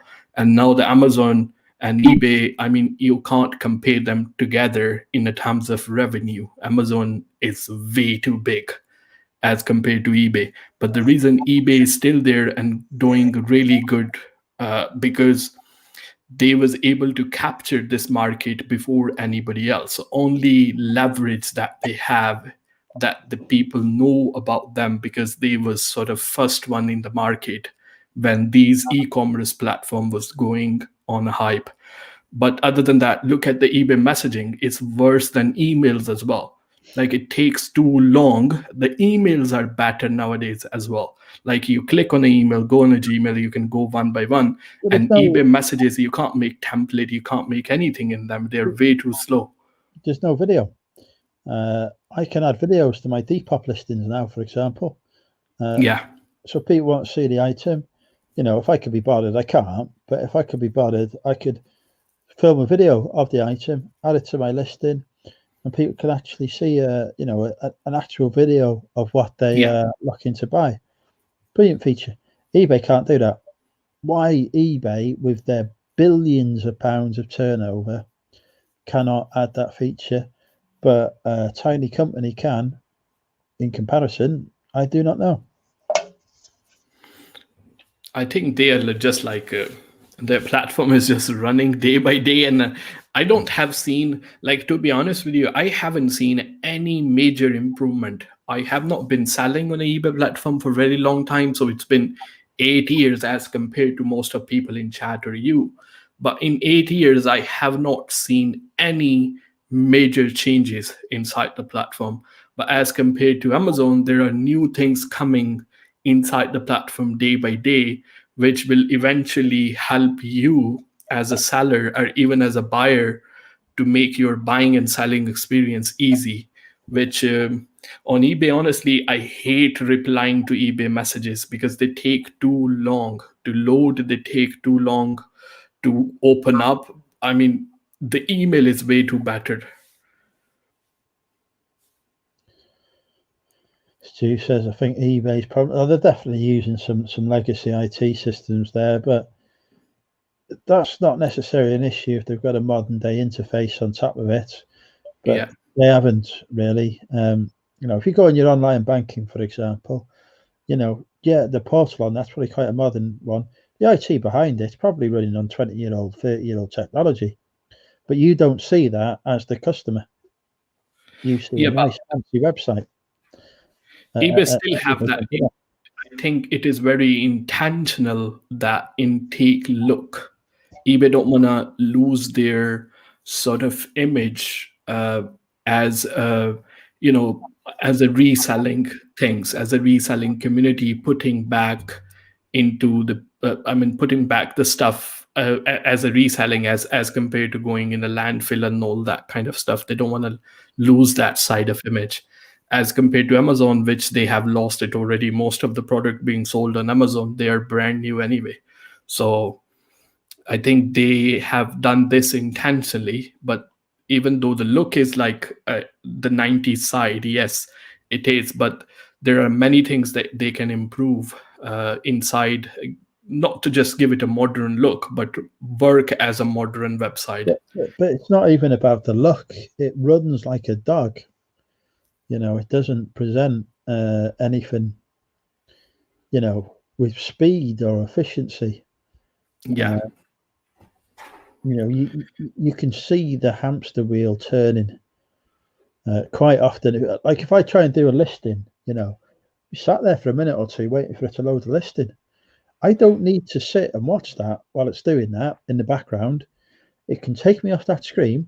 It can still do what it needs to do in the background. I can move on to the next listing, but it physically won't let me. That's a simple change they could make to say, okay, yeah, this hasn't loaded yet, but that doesn't matter. We won't show the end user that. We'll just do that in the background while he goes on and does his next listing. That could save quite a lot of time. Simple changes like that, just they won't seem to do it. They will make you stare at that round spinning circle until they've done what they need to do. Why? There's no point. Just simple little tweaks to make it better. Nick made a very good point there, and that's like, I think eBay are far too set to their ways, and other platforms are actually moving with the time. If somebody was to create an eBay now, nobody would use it. People only use it because it is so well known. And I completely agree. The only leverage that they have is just being in the market, when this was something which was the underrated thing. Like people were saying, okay, what is this buying online actually really means? So that's the only leverage they have. Other than that, like a platform is way too and brand recognition does work as a strategy. You know, it kind of, you know, people buy like Nike, Adidas, etc. They're buying the brand. You know, people use eBay because it's a brand that they know, it's respected, it has a reputation, so that's fine. But those other brands have evolved the design, they've moved with the times, you know, they've looked at what sells now, what does well now, and they've adapted to that. You know, like for example, with Adidas, with their Adidas Original stuff, you know, they've looked and said, oh, actually, vintage Adidas stuff is selling really well. Do you know what we're going to do? We're going to re-release that stuff from the 70s and 80s, and they're coining it in as a result. Yeah. You know, but eBay doesn't seem to look at that. They seem to look at like, oh, what's Amazon doing? We'll copy them. But Amazon are looking 2-3 years ahead of what they're doing now, and eBay are just looking at what Amazon are doing now. Well, that ain't going to work.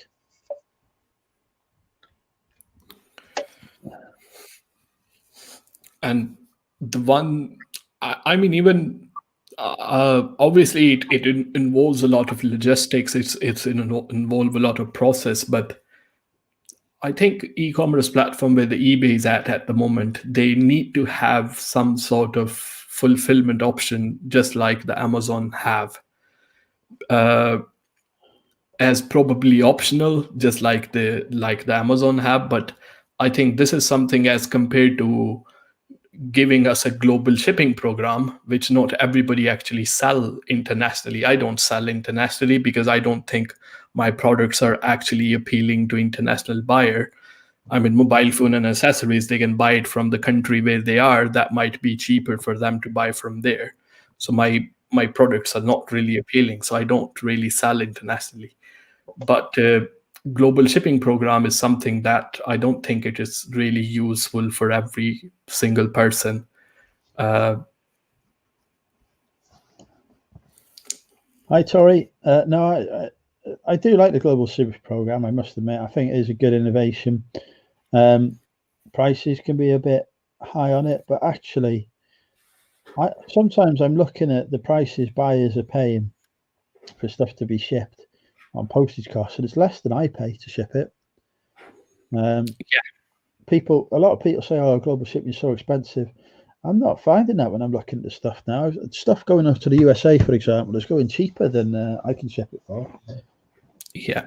On GSP. Within Europe, not so much. That's where it seems to be more expensive, which is an issue. The thing that I would like is I'd like the ability to be able to say, right, how much would it cost to ship this item to, say, America, Australia, Europe on GSP? Can I ship it for cheaper? If yes, I'll offer my own shipping. If no, I'll offer GSP as the shipping. Yeah. Have that flexibility, that choice per item to say what I'm going to ship it with. But I can't, because I don't know how much that GSP customer is going to pay until I actually get charged and pay it. I think that's probably the reason they don't really show the buyer how much the global shipping program payment is made by the buyer, because if they will figure this out, they might have to really, they can send the item by self and they can pick and choose between the countries. I think that might be the reason they don't really show the sellers how much the fees the buyer have to pay for that. But yeah, I'm a great fan of GSP, whereby if they take responsibility for the item once it's been passed to their shipping hub, because there's quite a few times we've had issues where ordinarily I would have had to refund the buyer if I had shipped it myself, but eBay have stepped in and refunded. I wonder if eBay doesn't quite see other platforms as potentially big rivals. This hubris is sometimes reflecting the way eBay treats sales. Yeah, but to be fair, Stu, I don't think eBay treats sellers that badly compared to some of the other selling platforms. I mean, for example, as top rated sellers, we have that 50%, what do they call it? We can offer customers a 50% refund, etc. You don't see that on other platforms. If there's an issue, they raise a case or whatever on another platform, I've got to refund the buyer in full, no matter whose fault it is. So I sort of feel that, yeah, eBay's a bit crap, and the customer service support teams are just useless quite often. But there's some really good features there that do protect us as sellers that you just don't see in other places. Yeah. So it's not, it's not like, for example, on Amazon, buyer raises a refund return request. You've got to go through a lot of work to say that there was a legitimate return, that there's nothing wrong with the item, etc. Whereas on eBay, I can just press a button and say, item's fine. It's just a change your mind, 50% refund. Yeah, that is good there as well. So after, what do you think about the websites like Gumtree or Spock? Don't you think after coming this Facebook Marketplace, those websites are really sort of got a big hit? Because on the Facebook, the customer is already there. It's easier for them to go to the Facebook Marketplace and then look to buy something from there. It's easy to navigate as compared to going on to a different website like Gumtree or Spock or anything like that. So, do you think there's sort of two aspects to that? I think as a private seller, selling my own stuff, yeah, I absolutely agree. Facebook Marketplace sort of, just has that market share there, that customer base. Brilliant. As a business seller, Facebook's absolutely shocking. And I cannot believe that a company with that kind of revenue has not got a decent, that wants to monetize its sales, that wants to offer a decent sales platform, doesn't have one. Because Marketplace is not really a business platform. They talk about these Facebook shops, being able to open a shop on Facebook. Somebody was saying the other day, like, they put some listings up on their Facebook shop and it took 6 months for them to appear. 6 months. So Facebook is like a massive missed opportunity at the moment. Like, they have massively messed that up and not done it right. Yeah, they've got the marketplace and that seems to work okay. But that's really just private individuals selling to other private individuals, where they've missed it as the opportunity is as a business platform for big companies to come. I mean, you want to buy from, say, Boots or any, John Lewis, well, not Debenhams anymore, they go best, but any major retail organization, Argos, Currys, they've got eBay stores, or some of them sell on Amazon. None of them, you can't buy their products on Facebook. Yeah, that's true. It's massively missing out there. Yeah. I mean, I think there is a good opportunity for the sellers to actually sell their things on Facebook Marketplace. Yeah. As compared to listing them over to the Gumtree or listing them over to Spock or something. Yeah, I completely agree with you on that. And the thing about I think Zahir is doing that now, doing his own store, not just eBay or Amazon. What do you think about like having your own website about? Well, that was always the thing years ago. Like everyone was setting up their own websites. They were seeing it as the way to get business, etc. And some of those have done very well. That's how things like Music Magpie, etc., came along. So that's like a traditional model, and I think maybe that's, I say traditional. Remember, like the .com bubble, that was all people selling on their own websites, etc. And then it obviously it burst because that stopped. So that's like, people seem to be thinking this is a new concept, but it's not. It's older than most of the marketplaces that are out there. So it's just doing something that has been done before, and if it works out, then brilliant. The difference now is you've got like the ability to pay to promote yourself on Google, to have paid ads on Facebook, etc. That didn't exist 10 years ago. So there's an opportunity to do that, but then everyone else has that opportunity as well. So you've got that point where you end up like, to do better than the competition, you've got to spend more on marketing. Yeah. The search and visibility it's a big problem when it comes to, because I often say that opening your own website is just like opening a physical shop inside the jungle, where no people are passing by, nobody knows you are actually there unless you point people to your website. And there are a lot of sellers that can leverage their YouTube platform to drive a traffic over to your website. But normally, because I spend a lot of time doing, reading analytics and all those kind of stuff, but my personal research on that one is like, the conversion is literally 1 to 2%. Like if you are asking something from your viewers to do something for you, then they only gonna convert 1 to 2%. So at the end of the day, visibility is a very big problem. Unless people know and they are familiar with your brand, and that one you can do to drive a traffic from your eBay and Amazon, which will not happen. eBay and Amazon will say, okay, well, don't include your personal website inside the parcel, but I've seen many sellers actually do that. And I think it can be very effective if you put the coupon like 5% discount or 10% discount. And if you have something like a YouTube or social media following, or as you said, the paid advertising, I don't think without that, if I will go open a website tomorrow, visibility is going to be a huge problem.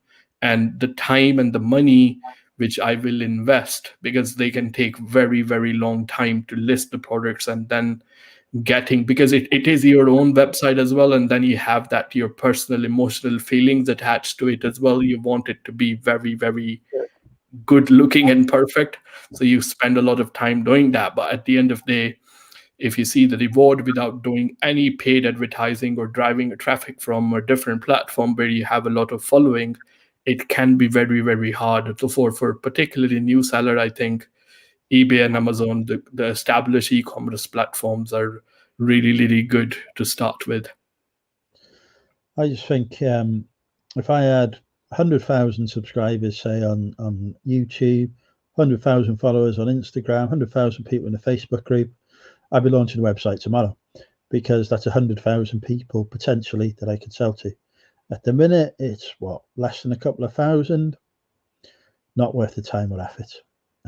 Not a big hey Toilet Kill, not a big enough crowd of potential customers. Different if I had a bricks and mortar store where I've also got that regular footfall. I can literally hand people to, a leaflet as they come in and say, hey, check out our website, etc. That potentially is a few thousand more people a year being reached. Yeah. It only takes a few of them to buy from me to make that the cost of printing those leaflets handing out worthwhile. But yeah, using the websites, you've got to have that core audience already in place, I think.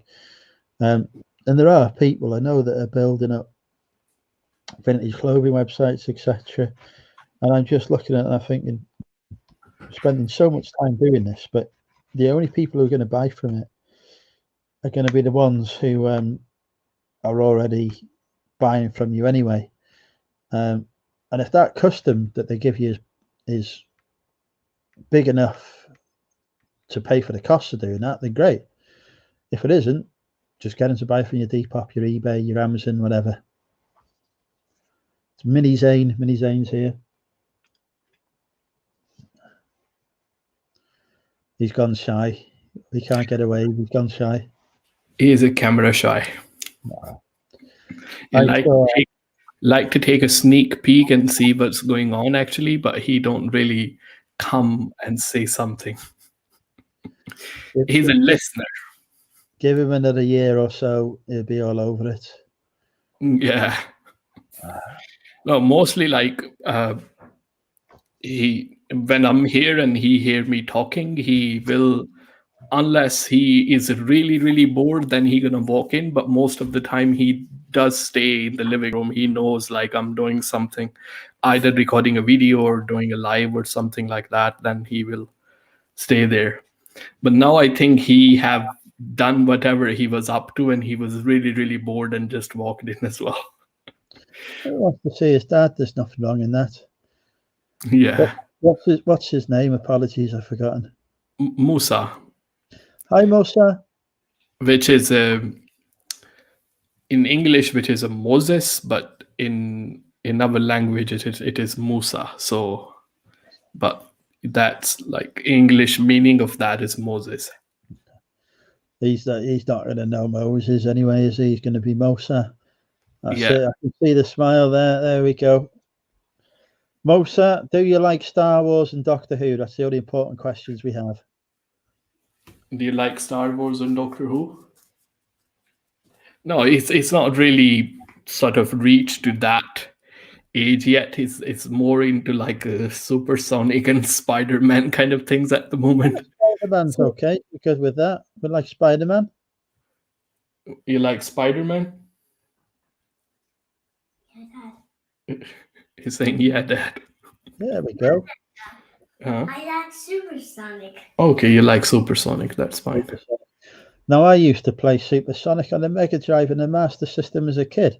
So that's a brand that stayed around a long time, even though Sega seems to have not make consoles anymore. He have his game on a PlayStation, which is a Supersonic one, and once I got him a PlayStation a little bit, he seen his cousin playing with a PlayStation. I thought he was very small, so I didn't buy him. He's only 3. But he seen his cousin, and then he just start asking me, Daddy, I want a PlayStation. I want a PlayStation, because he see him playing with the PlayStation. So I got him a PlayStation, and then the first night, he started playing around this time, and I go to sleep around 11, 12 o'clock. And I woke up about 7 in the morning, and he was still playing with the PlayStation with his mom until 7 in the morning. He didn't sleep. So I left him from the sofa, and I got angry, and I said, go to bed. It's like morning and you're still not sleeping. And he like sort of fell down on the floor and just slept it there. He didn't even go to bed. So he was awake for like 24 hours in excitement for the PlayStation. And the whole night he'd been playing with the PlayStation. So there you go, folks. You don't need a babysitter. Get a PlayStation. Even popping in to plug Laney's channel. That's Big Girls Really Do Cry.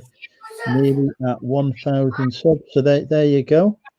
I'm sure everyone will be subscribed anyway, but Ashley has popped in a link there anyway if people aren't subscribed to Laney there. We was just discussing the PlayStation. Ashley likes their gaming or used to anyway. I've got some computer games off Ashley before. But yeah, remember the first time I got loose on the gaming, I was the same. Thought it was the best thing ever. Now I don't game. Oh. Laini, I think, is in a Sunderland, so another YouTuber from Northeast. Yes. Yeah, she is local. For me, yeah. Yeah. Well, yeah. Not for me. It's a bit of a trek, but yeah. Yeah, Sunderland. Like Neil channel NEM, who was about earlier. I don't know if he still is. Toilet Girl, when are you releasing sort of a new video for me as well? He came to ask me if I want another cup of coffee. I said, yeah, I wouldn't need another cup of coffee. I'm doing. I might open up some mini channels. Any plans to have any more kids, Zane, or are you stopping at one or undecided? Two will be good. I mean, there is no particular number in mind, but I will say minimum 2. Daddy. Give me 1 minute. Let me finish. I'm come with you. So yeah, maybe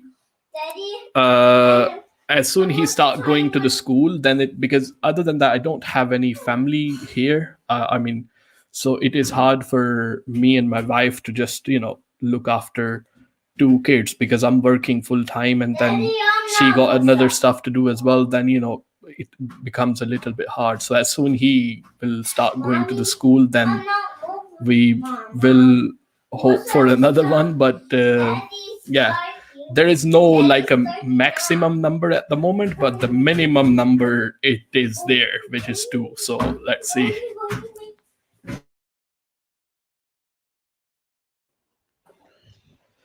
There are no plans for kids for me. I can't imagine the difficulties involved in being a parent, and the joys, of course.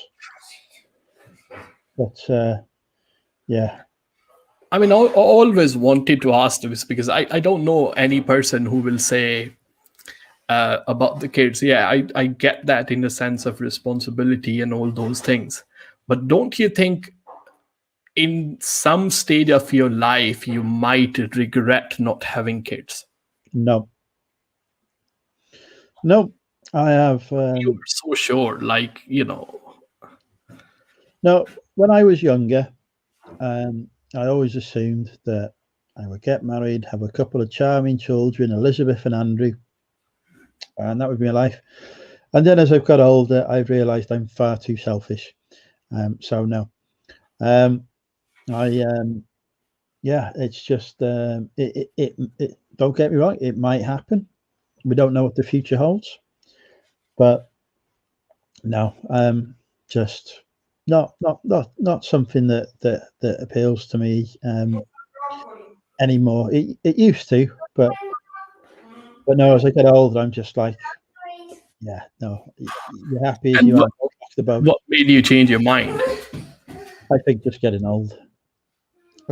Older. I'm obviously not old, but older, and I just like. I got diagnosed with autism as well, so that changed my perspective on a lot of things. I thought were important to me at the time, but turned out not to be. So yeah, the only thing that matters to me is being happy in myself, and that's it. Yeah, I mean that's not something I can understand, but I do like respect your opinion on it, really.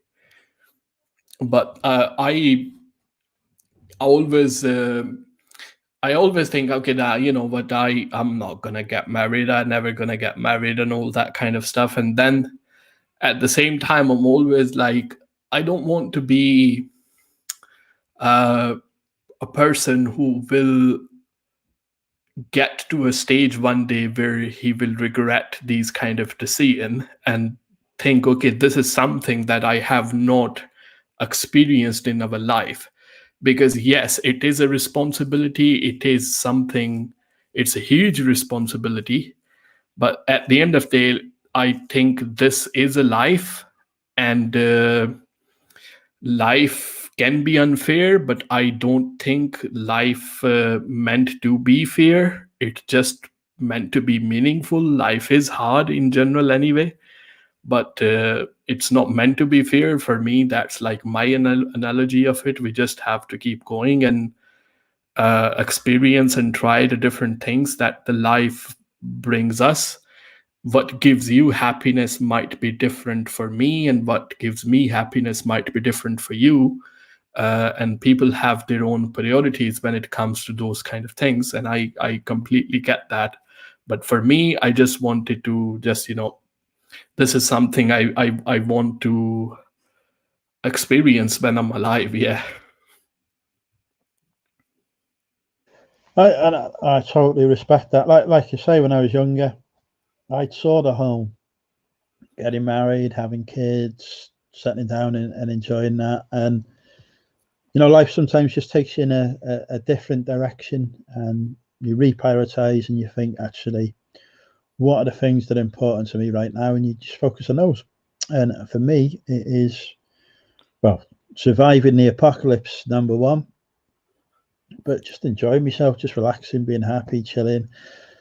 Work is hellishly stressful, so I just do you think you will change your opinion about it probably in the future? Because what really, okay, so meaning of life for us actually change during the period of our life.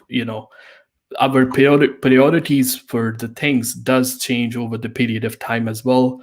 Our sort of mission, if the people are able to figure out what the mission they have in their life, that does change over the period of time as well. So do you think probably the time will come where you will have a different opinion about it? I can't see me changing back to my old opinion on it, really. But like I say, if I met the love of my life, and she was like, she was really happy with me, and she was like, I want us to have kids, I'm not going to deny her that opportunity because of my own selfishness. That was what she wanted to do. I would do that. But let me interrupt you here. You talk about girls a lot, and I hear you doing that. Okay, so serious question: what is an ideal person? What is an ideal girl for you? What you are looking for when it comes to a woman? Well, that's a good question. So, like, for me, you've got to have a connection with somebody, right? We've temporarily lost Zane when he grabs his cup of coffee. Yeah, it's all about the. No, I'm listening to you because I have a headphone. Even though I go there, I can still listen to you. So you keep talking. I was just admiring your backside. Dirty person. For fuck's sake, George, that is not true. But no, it's all about the connection you have with somebody. I want somebody that is honest, a good communicator with me, because I struggle with communication. Believe it or not, I struggle to understand what people mean, their intention, etc. But yeah, somebody who's a good communicator, somebody who's honest and open, that has a good sense of humor, because you need a sense of humor with me. And I'm attracted to, obviously, because you got to have a level of attraction there. Let's be honest. Yeah. Okay, so that might be So basically a female George Ross, I would say. okay. So that might be very like sort of a straight personal approach, but since we are talking about it, and South London Reseller is saying, is taking from eBay business to a marriage now, and I think these sort of things are important in the life at the same time.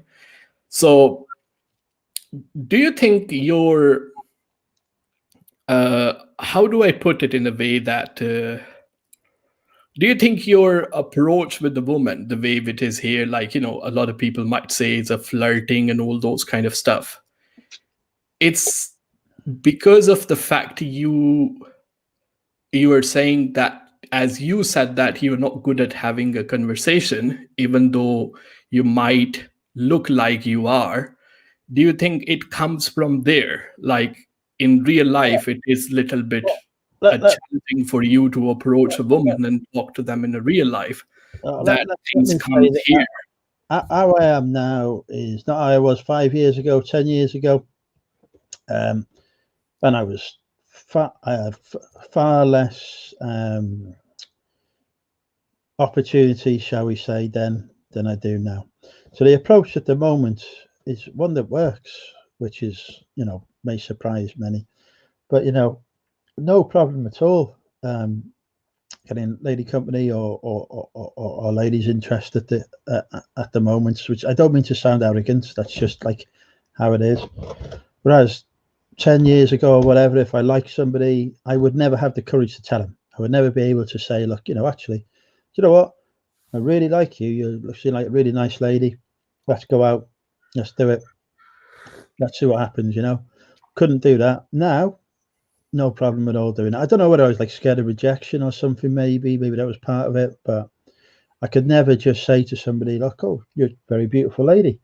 Or, I'd like to take you out, or let's go for a drink, or anything like that. Couldn't do it. So, whereas now,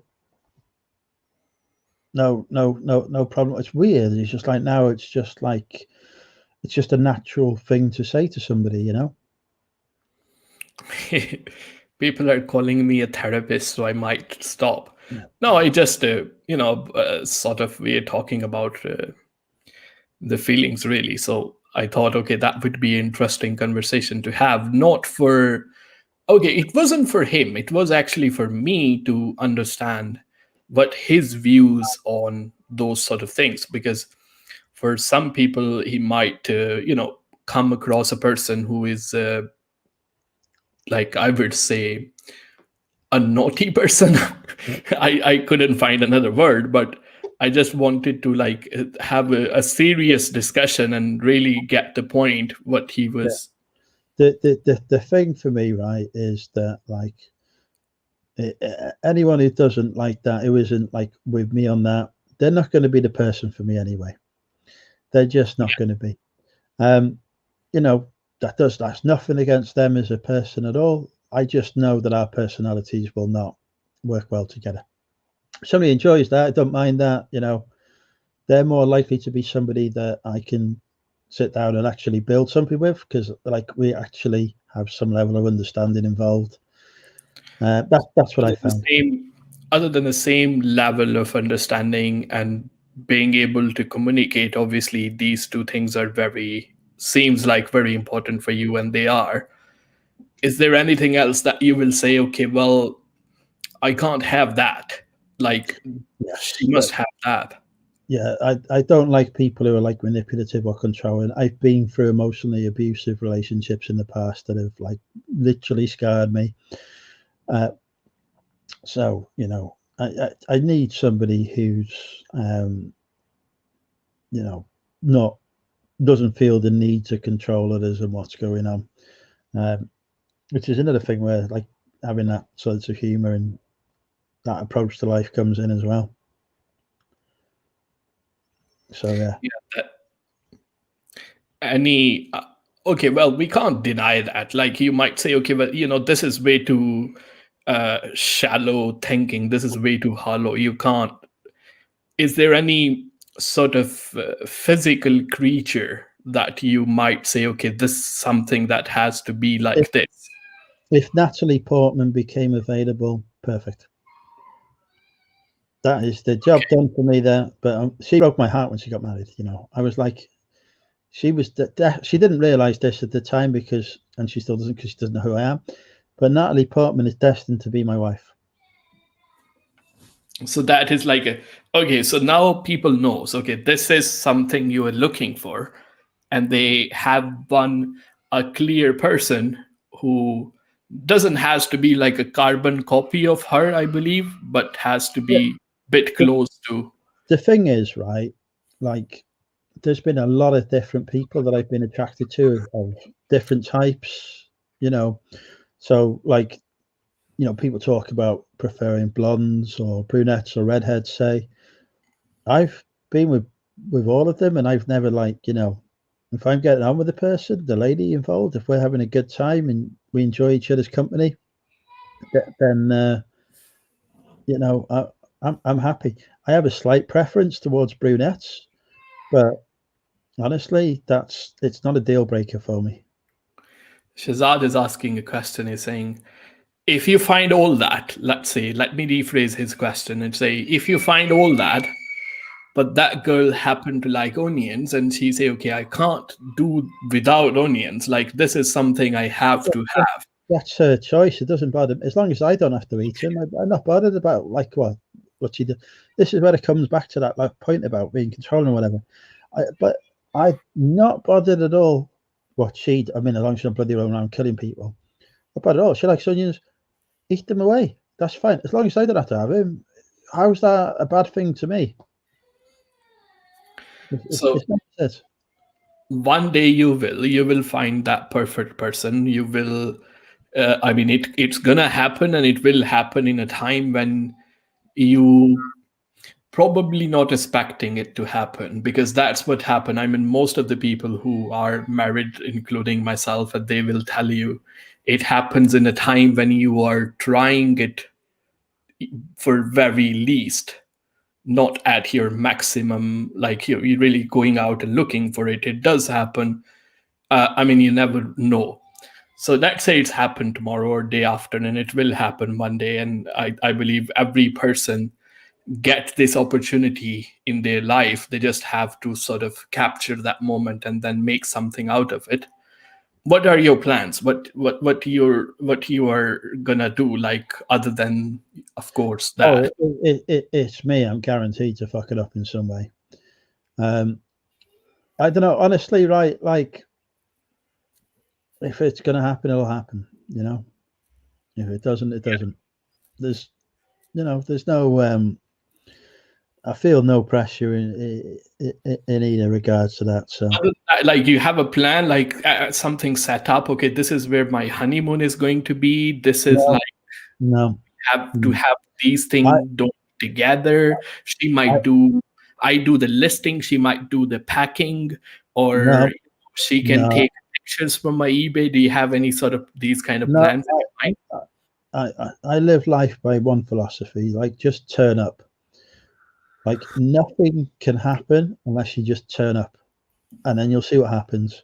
But yeah, I just turn up, see what happens. That's pretty much it. So that would be most like a living in a moment kind of things that you were like thinking of. Kind of, yeah. I mean, I don't think of it in that way, but I just think, like, so many people don't do things because they're scared of what might happen. Yeah, and that means they miss out on stuff. So I'm more like, I'm gonna give it a try, and we'll see what happens. Kind of approach. Even though I might be worried about it, I'm still going to go for it. I guess that's what I'm saying.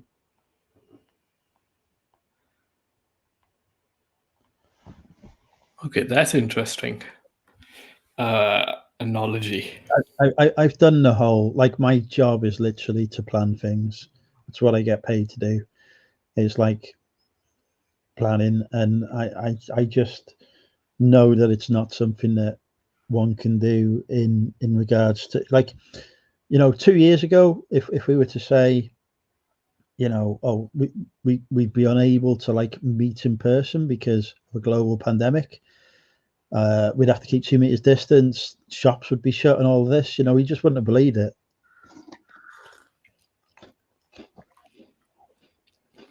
So, since you, talked about the kid, and you said it is a huge responsibility, and you don't think you are willing to, you have your opinion about the kids.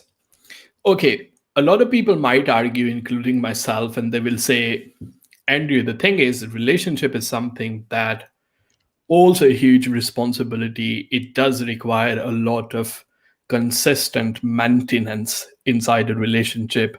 It can be challenging for every person right here is into some sort of relationship, including myself. They will tell you it is a lot of work, So the impression that I'm trying to get into, that I'm having at the moment is, are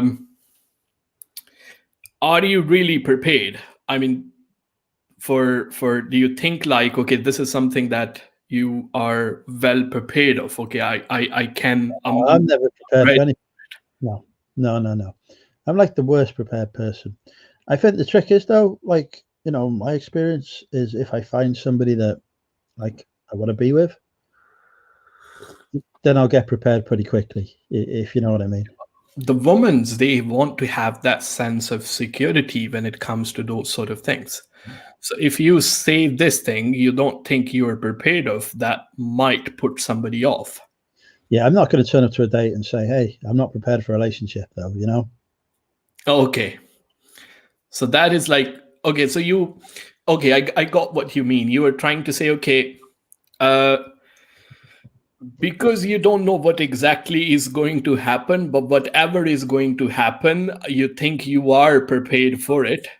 It doesn't really scare you, but exactly. You are ready for the things, whatever will be, but you can't tell me literally what those things are going to be, because you don't know. That's why you are not prepared for them. But once they will come, you are ready to those kind of things. Yeah, it's like anything else. You put the effort in, you put the work in, you get the reward, Yeah. You've got to be prepared to do that. But I'm not going to like say no to stuff without having tried it out first and then seeing how it goes.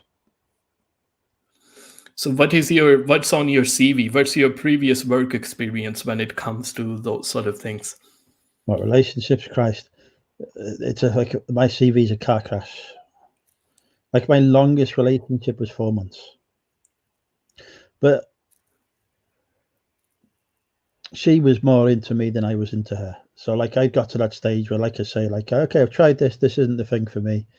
Let's, move on. This is not something I want to be with long term. I don't see us working in that way. But she hadn't come to that realization and faked the pregnancy. And how long that was ago?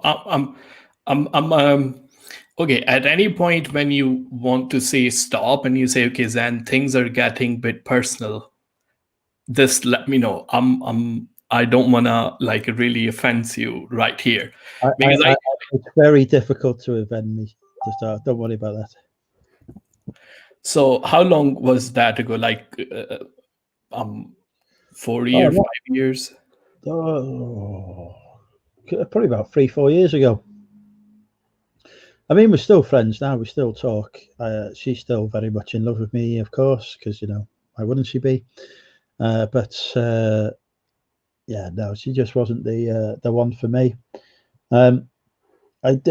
There's only been one person I've met where I was like, truly felt like, yeah, I'm really in love with this person. This is it for me, sort of thing. This is somebody I want to spend the rest of my life with. But that was definitely not the right person. Okay, so that's like, okay, so you were prepared people have all the women inside the chat. They know, because you might have said those things before, but I don't actually have heard them at a serious note, which we had this conversation in past 30, 40, 1 hour.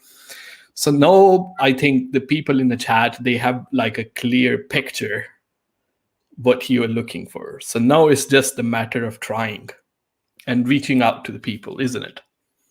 Yes, I people in the chat, well, I'm sure will confirm. I'm always happy to talk to them. They may not be happy in return, but they're definitely, you know. Other than what was the name? Other than OnlyFans, I forgot that. Is Yeah, that's not is there that's not somewhere to meet people. Don't go on OnlyFans expecting to meet people. So yeah, that's true.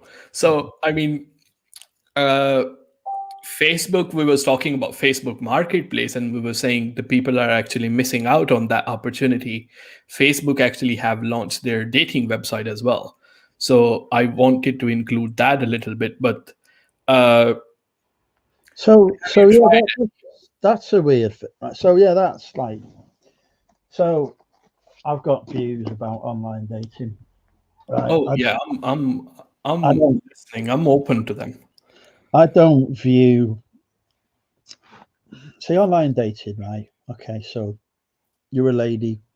Let's say you're an attractive lady, and you put yourself out there on an online dating site. You put up a couple of nice pictures of yourself, write a nice profile, etc. You're going to get a lot of messages. A lot of messages. You just will. It just happens. You could get like 100 men messaging you a day. So you can literally afford to sit there and think, well, actually, you know, 100 people have contacted me. I haven't got the time to reply to all of them because nobody's going to even have the time to read all those messages. So they're just going to quickly scroll through and say, oh, these 3 or 4 look interesting. Maybe even 1 or 2. They're not going to want to talk to too many people. So, but a chap puts a picture of himself up, and it could be the best pictures, whatever, the best profile. But because those ladies have already got every bloke messaging them anyway, they don't need to go out there and message the because they've already got that stuff coming in to filter through. Yeah. They haven't got the time. So I think online dating is great if you're a lady looking to meet somebody. Although, actually, no, I'll take that back. It's not even that great if you're a lady looking to meet somebody, because there's a lot of blokes out there who like to send pictures of their anatomy and whatever for some reason, like as an introductory message to people. Like, I don't get that. I don't do that. Yeah, no, just don't do that. Like there's, you know, so some of those messages they're just not going to want, and they'll probably scar them for life and whatever. So it's hard as well, but it's like, you know, they're going to get a lot of interest, and the blokes tend to be the ones who are having to put that interest out rather than get it reversed. So it's very rare for me as a chap to get a message from a lady. You know, the ratio of me sending out messages to getting ones where it's not a reply to a message is very low, and I know from speaking to everyone else who's doing it that they find the same as well. So I don't view online dating as being the best place for a chap to meet a lady. I think it might be better for a lady to meet a chap, but I just think face to face is just always much better. Just, hey, cute Carly. Sarah's back as well. You know, or if you speak to somebody you've got a, you know, common interest in, whatever, like, you know, like reselling, for example, you know, talk to people about reselling, and that leads to other things sometimes. But yeah, I don't personally, for me, online dating is just like a lottery, and I don't have the numbers. Yeah, mostly about I completely agree with you on that. And normally the things with the dating sites are people normally put their extreme flashy sides of it. Yeah. And once you get to really Right. know the person, you feel like item not as described really. So Every time I go on it, it's like there's people on bloody like snowboards, not snowboards, snow skis, or like climbing mountains or whatever. And I'm thinking, this is not daily life. This is a holiday you went on 2 or 3 years ago. And you've taken this picture to say, look, this is my life and whatever. And it's not. Like, yeah, if but I was to take a don't- realistic picture of my life, it would be me trudging around the field, picking up bits of crap to sell on eBay. yeah, but don't you think it is actually that's the way human mentality actually works? Like normally people, it. I mean, I wouldn't message anybody who is like doing a normal stuff that don't really make me excited, as compared to somebody's standing on, I don't know, Mount Everest or something like this, taking a picture right there and then. See, I'm the opposite. I am no way going to message somebody who's got that picture. I absolutely won't. If there's a picture on there and they're doing some kind of extreme sports, I don't want to know them. And I'm moving past straight away. I really am. They're not going to interest me. There might be some people, like including myself, we share only positive sides of our things onto a social media. So yeah, that's very interesting to. See, and that wouldn't be like the thing that appeals to me. I want somebody, like I said to you right back at the start, I want somebody who's honest and genuine. They've got a picture of them walking the dog. Brilliant. That's normal life. Hello, how are you? They've got some picture of them up bloody Kilimanjaro, like, you know, with 3 people on their back that they've just rescued from some cave mountain collapse avalanche thing. Yeah, no, sorry. There might be for somebody else, but they're not the one for me. Why do you think people actually post only those kind of things? Because they are insecure. They want to pick themselves up. They want to portray themselves in the best possible light because they're trying to attract a mate. You know, at the Yeah. end of the day, they want somebody who they deem as being successful, as being interested in those sort of things that they can have adventures with. But that's not true, is it? If you really look at it, actually, they want somebody that they can sit with, that they can feel safe, secure with, potentially raise a family with in a safe environment. They don't want to be spending the rest of their life up Mount Kilimanjaro or whatever, because it's not real life. So they're looking for something that doesn't exist. So to me, their expectations aren't right and realistic, and therefore they can't match with me. Yeah, but everybody really want to do those kind of thing, and at the end of the day, those things brings us happiness. Don't you think so? No, that's not the thing that brings me. Well, for me personally, that's not what brings me happiness. What brings you happiness? Having like the conversation we're having now, having a nice conversation, a talk, relaxing with friends, enjoying people's company. Those are the kind of things that I like. I like, I don't know, normality, I guess. Do you think it is the same for everyone? I know it doesn't have to. No, not at all. No. I don't think it is in any way. But that's why I'm saying, like, that's why I know that if somebody's there with that sort of imagery, etc., that they're not looking for me. They're looking for somebody else. Yeah, that's very interesting. So you don't have any problem with the people who do those sort of things, but it's just they're not for you. That's what you're trying to say. It is not something. Yeah, I get that. That's interesting. Well, if you look at my Facebook, my pictures on there are just me doing whatever I normally do. Usually drinking, but not always. you know, there'll be pictures of me at the car boot and stuff.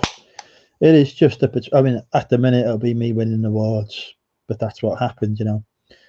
It's I don't use the social media to portray anything other than me and my life and how it is. If it's shit, I'll say it's shit. I woke up this morning, you know, feeling like shit. That's the first thing I put on my Facebook. I feel like shit. This is why.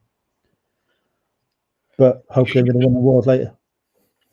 But okay, so in that case, somebody might argue, okay, well, you know, there are the people who only put just the positive side of it, but there are the people who are just only putting a negative side of it. So I don't find any difference between, because at the end of the day, both of them might be attention seekers. So yeah, no, you've got to just put how it is, regardless. You're having a positive, like out for a meal with friends, brilliant, having a great time. Put it up, because that's what you're doing. Next day, bit hungover, had too much to drink, fine. Day after that, average day in work today, you know, you're just telling a story of what's happening to you in your life. You know, it's positive and negative is what other people are bringing to it. You're just saying what's happening to you, what you're doing.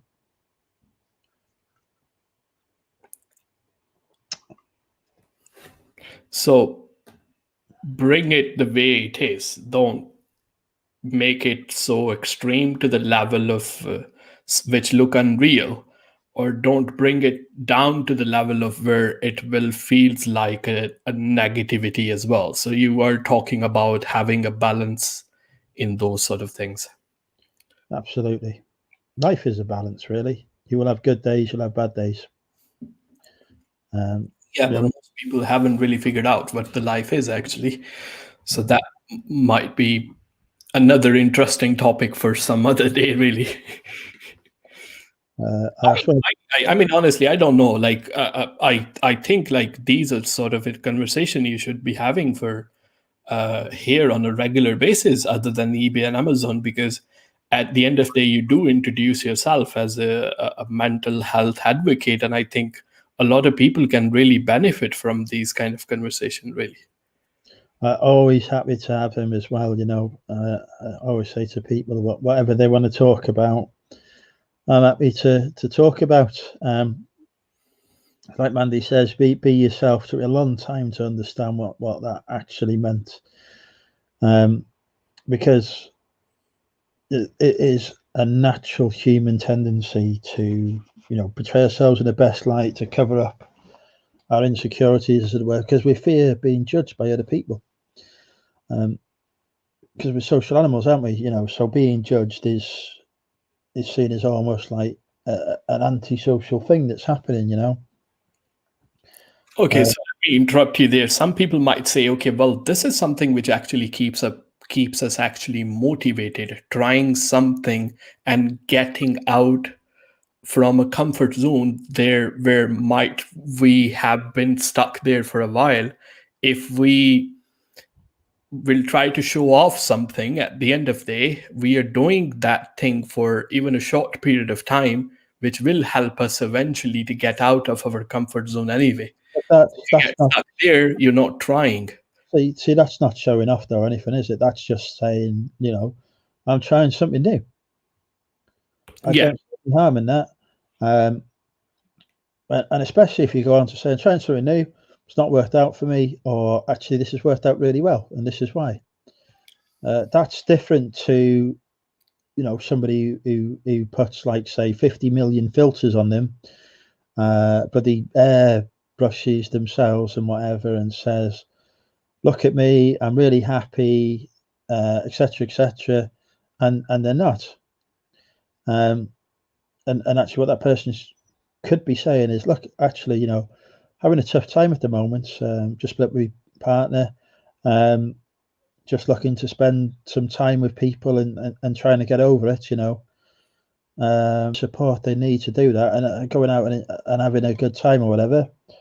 But there's too many people who go the opposite way and say, look at me, my life's brilliant, etc., don't need anything to change and all that, and actually they do, and they're desperate to have that change in their life, and to get out of their comfort zone, as you would say. Because sometimes for a person getting out of that comfort zone is actually saying, do you know what, I'm not okay. I'm not all right here at the moment.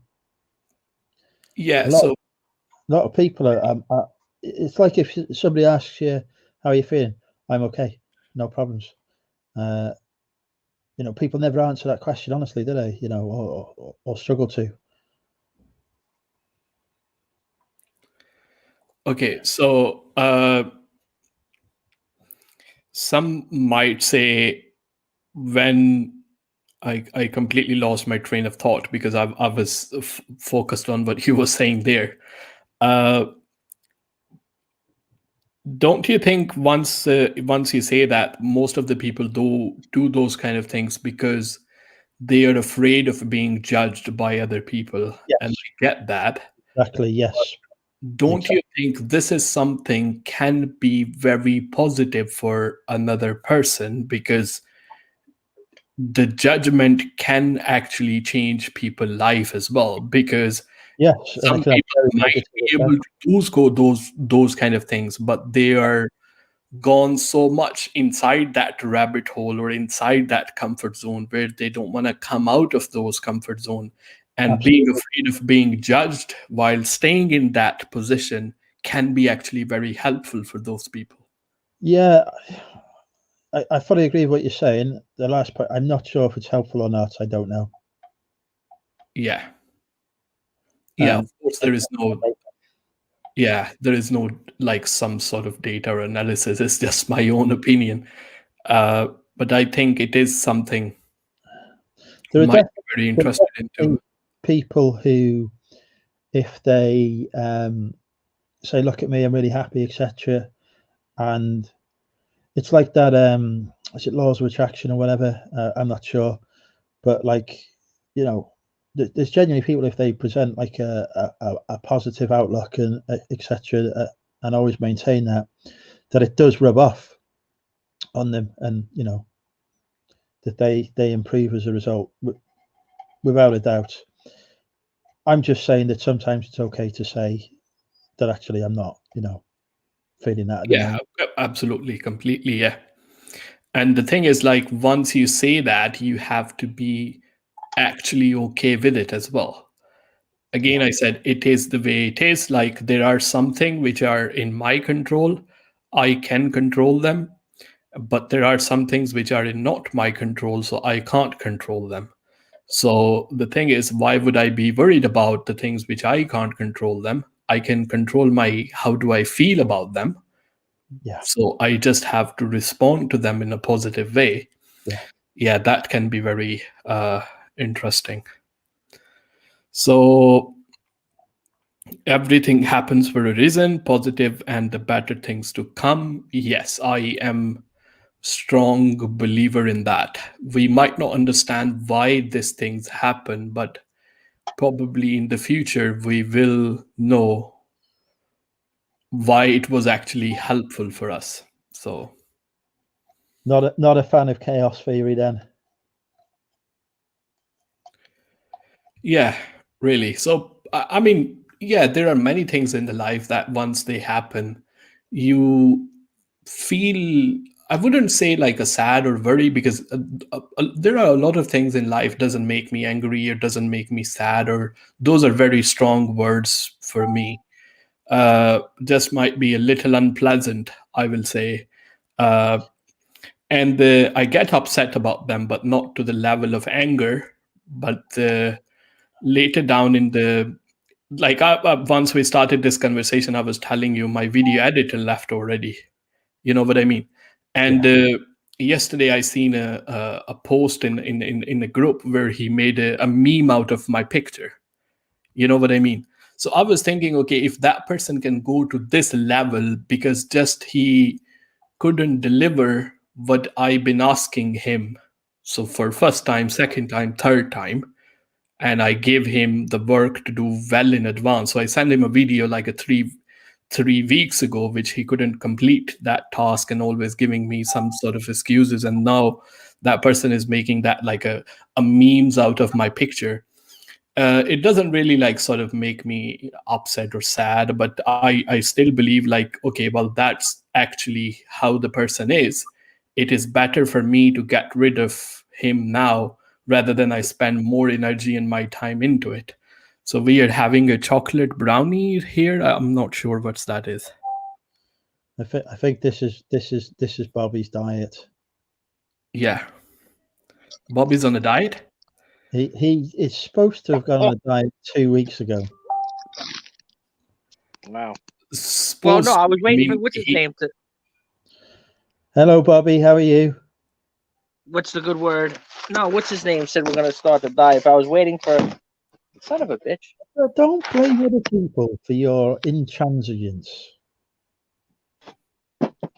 So, I just had a burger.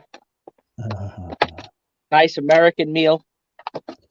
yeah, Bobby. With American. So me and Zane, we were talking about a variety of different things, including sort of attitude and approaches to sort of life and dating. I don't know if you heard it though, Bobby. I don't know whether you were sort of watching or if you've been off getting sort of stuff. My phone died, and that when I was in that thrift, you guys saw when I was in that thrift store, the phone died, and then well, I just got back to the store now, to my store, but the then I charge it back in, so I wasn't listening. That was a long way of saying no. Yeah. No. Bought a bunch of ties. I bought a bunch of this. Bought a bunch of that. I reckon saying Bobby would be an interesting person to talk to about his approaches in these Women? things In this department. Well, just in not necessarily about women as such, Bobby. We were just talking about, because I was talking about like social media and how people portray themselves and what puts me off. Yeah. And what doesn't. What you mean? Like they portray themselves as like better than what they really are? Yeah. Like when they take a picture next to the Ferrari. There are motivations for it, aren't there? Because they might be doing it because that makes them feel better about themselves, what they're going through. Yeah. Fair enough. Others might be doing it because they want to mislead people or mislead themselves. I'm less keen on that. Yeah, well, I used to work with a lot of guys from Central American countries, which are, in general, they're poor countries. So, a lot of people, they come here, they take, labor intensive jobs. Anyway, make the story short, some of the guys, they would take a picture and put it on Facebook or some other things, but they would never take a picture with like their work uniform on or them at work or anything. It would only be like, just after they got the haircut and they have like a nice, outfit on or whatever it is. He said, like, because the people back home, they want to show off to them. Like, oh, I'm in America now. Look what I have. You live on a dirt floor and I have, a brand new car, Yeah. So I know what you mean. So we was so social media side of it, people really portrayed kind of a positive, not positive, really like extremely fake side of their things, and then on the top of that, what we talked about the life in general, like what really makes us happy, and then we talked about the dating, and in a dating, like we talked about the dating apps, like what he thinks about using them, which he's not a big fan of them because people might come across different on those apps in their real life. And then also what else so he's kind of CV as a candidate of looking for a woman as well. So we talked about that as well. So what on a serious note, what is mean for him to be with someone. So we talked about that, which is he want to have a person who can accept him as the way he is and then be able to communicate with him in the level where he want to do, and he might not be prepared for all that relationship things, but he don't know what it meant to be and what challenges are going to be, but he is confident that he can go through them. But at the moment, just he don't know what they are going to be, because it's not something which he have take a training for it before, and nobody have those sort of things. Yeah, those was the main things that we was talking about. And while you touch up on that one, I have a call of nature. I quickly hop into there, and then I will come back and I will join you. Just what I wanted to mention that I'm very opinionated on this issue. No, sure, So, I am.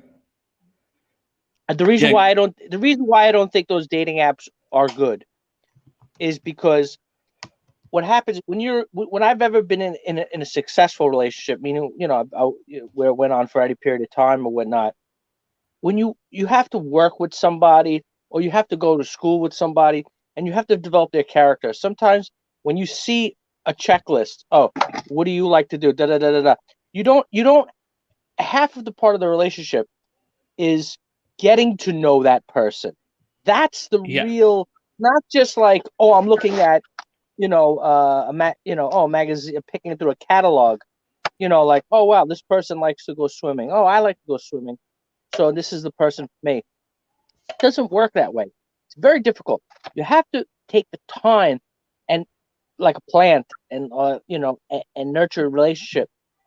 When you try to meet somebody, just, it's like you're forcing it, and it just doesn't. It doesn't. I mean, look, I'm sure there's people that's successful. People will tell you, "Oh, I met somebody on whatever it is," But I think in that respect, it's harder to meet people now than it was years ago.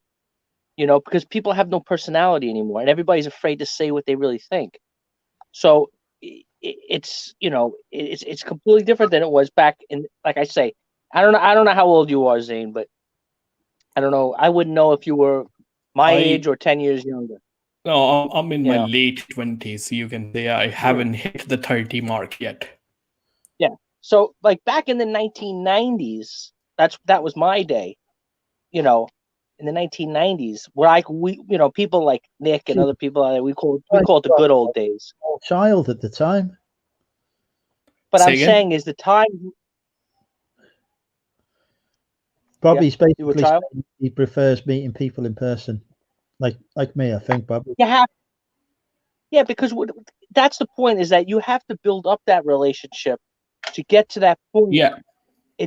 Instead of just like, oh, I'm looking at you, and then it's like, oh, all right, you're pretty. Oh, she's okay. Da, da, da, And then also when you go there to meet, let's say, okay, because I did those websites before, like 10 years ago. And, then you go to meet, and then what? What do you talk about? You've already had, you know what I'm saying? It's just, I think they're rubbish. So in your opinion, Wayne and I were going to go for a bathroom break, I think. So first you take it, and then I will go for it. No worries. I will wait for you to come back. Are you taking the camera? I don't date anymore, so I don't date. So, and why is that?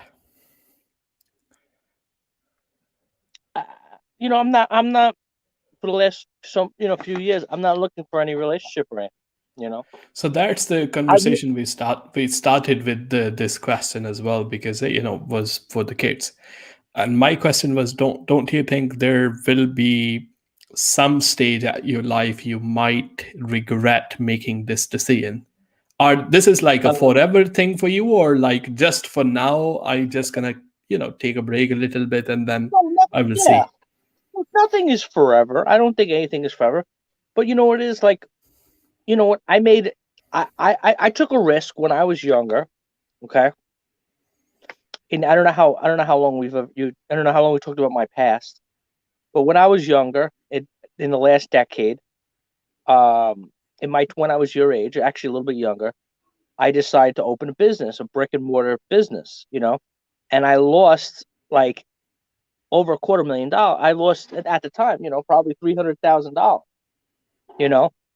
and it was money that I worked to save, money I wasn't earning, plus I had to go back to work and pay off other debts. So what happened was I was living at home. Even when I had my business, I'm living at home. My parents, like, I had business, paying that rent or whatever it is. And that's what happened is I got so stuck. You know, and then that makes it difficult. A lot of people, they don't want to date somebody who's living at home. So then what happened? I went back to college. Okay, I got a degree in accounting. Then as it went on, it turned out I didn't like it. I hated it, you know. But then you get to this point where it's like when you're going for your college degree. You graduated from college, no? Yeah. Yeah. So what happens is when you get like 3/4 of the way there, this is the way it is in America.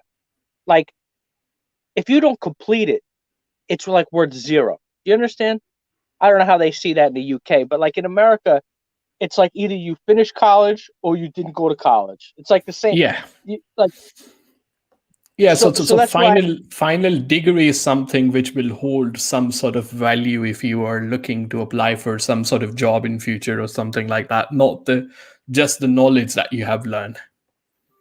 And he's gone. We've lost him. Okay, so that might be the battery. Okay, so you take hold of that. I'm gonna hop into the toilet and I will be back. No worries. I catch up with the chat anyway. The Take dating care. app. The other problem on the dating apps as well, Dave, is that lots of bots, lots of fake accounts on there, which is does not work.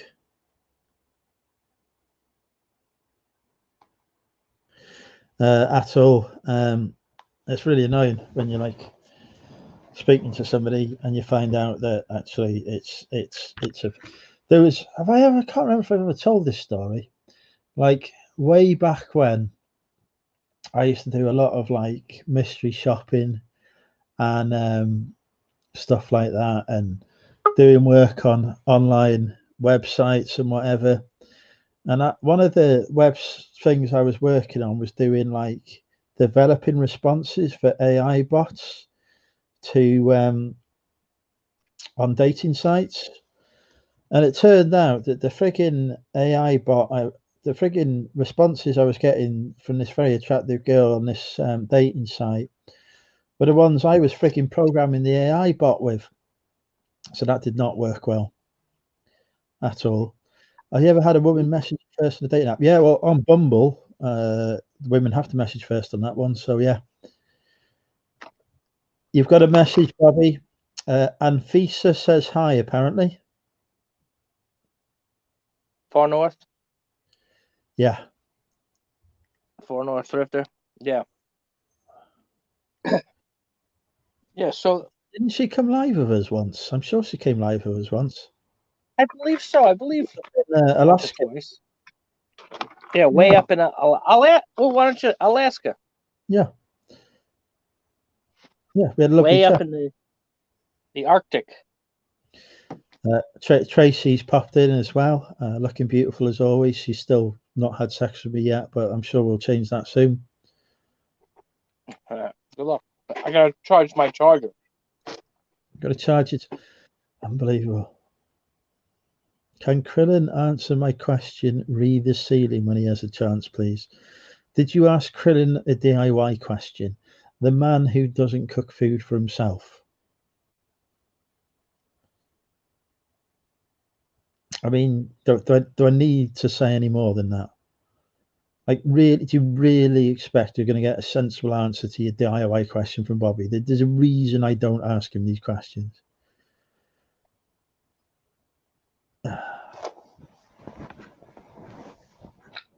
I'm back, brother. Oh. Yeah, I would definitely. So, what are you eating? Chocolate cake, chocolate. Right. Oh, so that's for the English amongst us. That's chocolate cake. Yeah. Deep Fried Deal still wants to know if you're godfather to Tommy's new baby. He did not ask me, so. And I'm not very religious, so I wouldn't be a good godfather. I thought the whole concept was that, like, religion put to one side, if the kid's parents die, you become their legal guardian. No. The godfather is somebody who, to make sure that the child has fulfilled their religious requirements. What's wrong with Michael Facebook? God. Don't think there's anything wrong with Facebook. I'm on Facebook now. Lovely. Fantastic. You can't just like say English words in a foreign accent and hope that they're therefore foreign. You know, that's not how that's not how it works. No, it is word chocolate. Dame chocolate. Okay. That means give me chocolate. Dame. Okay. All right, we've lost him. Have you done listing today? Have you been to done your shipping? Are you like up to date with anything? Actually, you know, it's funny. I did do some listing earlier this afternoon. I wanted to say morning, but I really didn't get out of bed till noon. So I did do some listing. What the hell are you doing in bed until 2 o'clock? Okay, do I need to ask that question? Do I want to know the answer to that question? No, I didn't say. I said noon, not 2 o'clock. Oh, okay, that makes it so much better. Yeah, for fuck's sake. I told you, I'm a single guy, man. I live the single life. So am I. I was up at 8 o'clock.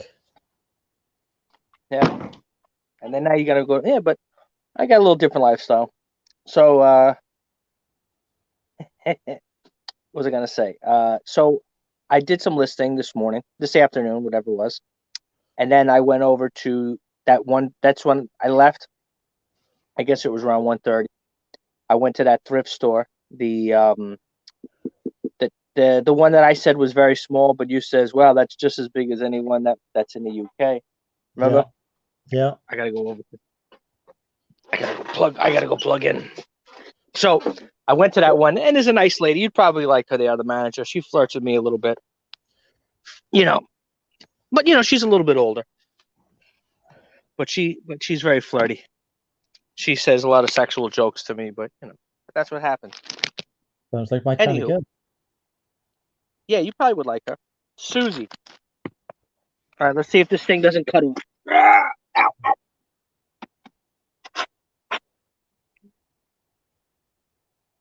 Eureka. All right, let me get my chair. So I get to that.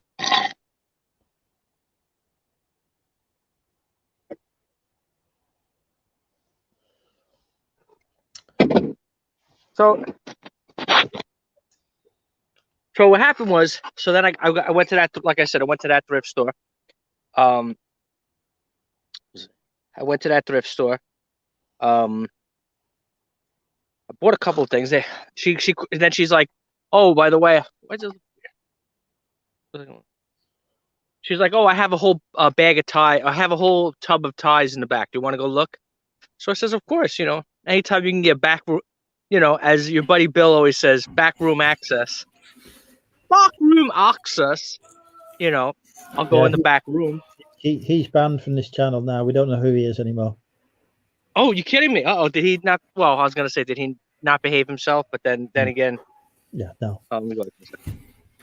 Then again, if he did behave himself, I probably would be kind of, you know, surprised. Yeah. All right. So, make the store. What was it saying? So what was it? Yeah. You had access to a big bag of ties. Yeah, so I went through and then you know, they were like $2 for $1 or whatever it was. I bought a whole bunch of ties, some decent stuff. I even bought some stuff I didn't even really want to buy. You know, sometimes when somebody's got a deal for you, sometimes I'll tell you, resellers, sometimes you have to take it anyway. Just because if they keep offering you stuff, oh, I got a deal for you, and you constantly refuse them, then they're gonna stop asking you. And then because what happens is once in a while, then they're gonna find a deal for you. You know, they're gonna go in that back room or you know, whatever it is. You know, you want that back room access, you know. Yeah. You know. Yeah, you just have to show, okay, you have consistency of buying things, and sometime can be good, sometime can be bad. But in order to get a really good deal, first you have to buy some bad ones as well. Yeah, or or in between, because that's what happens is, I deal with a lot of, wholesale kind of people, whatever it is. And, when they, like one lady, this lady, Leslie, I don't know, Andrew knows who she is. I talk about her a lot. She has a liquidation company, and, Andrew knows that I don't wake up in the morning. So she calls me up. She's like, "Oh, we're cleaning out of the house, right? House clean out." So basically it was like $100 and I could just fill up garbage bags all day, worth of stuff. So she's like, "Oh yeah, we're just doing a house clean out, whatever it was." And she's like, "Oh, but you got to be there before the company that's going to throw this stuff out. You got to be there at 8 p.m. 8 a.m. So Andrew, you could imagine how I was, my reaction when she said 8 a.m. I was like, "Oh my God, to be there at 8 a.m. for me is, like, Just don't sleep. Just like, go to bed a couple of hours later, job done. Yeah. So when I got there, actually what I did too, it was funny. I went live on Instagram because what happened was I bought the stuff that I knew I was going to want. I bought a lot of clothing, shoes, belts, shirts, all this other stuff. And then there were the hard goods, and I don't really do hard goods, So I did an Instagram live just to show people of the house. I'm like, all right, guys, I can take whatever I want. What should I grab? And actually, a couple of people from the UK jumped on us to check it out because I usually don't go live too often on Instagram. But I was just, trying to show people like, hey, what do you think? It's like Zane, you said you don't go to car booths and stuff. So you would have to ask people, oh, what do you guys think? Because you're not really buying that kind of stuff. Yeah, if I will go there, and I mean, after when the car boots and everything will start, I will just be curious to see what kind of stuff comes in there. Just like a day out, really, not with the intention of buying something. So I will be sort of a window shopper. If I take something that might be just for my own collection, not in order to really resell it, or Yeah. But of course, I got a ton of stuff already. But look, when you're in this business, it's an addiction to go out and keep buying more stuff. I mean, I'm sure, Andrew is still doing hauls. I'm sure you have stuff that's not listed yet too. Right? Well, my stuff, most of the time it is listed. I don't have any stuff which is not actually listed. But yes, we have some dead stock which doesn't really sell. Listing is there, but I am not really even hoping any sales will come from there because they are way too outdated now. But we have listed it there because you never know, and they are listed it are even at loss as well, because we want to return that money and then put into somewhere where we can make most out of that. Yeah, I know sometimes people make this mistake. They put a lot of stuff on these clearance. Like they'll put things on auction like 99 cents and then sell. It's like at that point, it's better to even throw it out before you sell for $1, because, or a pound or whatever, because the time you're going to take to print it up, pack it up, and mail it out, it's just not. It'd be better for you to just throw it out, or if you have the room in your store. I mean, I had, like, for example, I had a shirt listed for like 4 years. And it just sold, and I got like whatever, $20 or something, or $15, nothing crazy. But that wasn't my plan to have it sit for 4 years. But guess what? If it's just sitting in a tub, it's not going anywhere. It's not like, it's not like it's a milk that's going to spoil.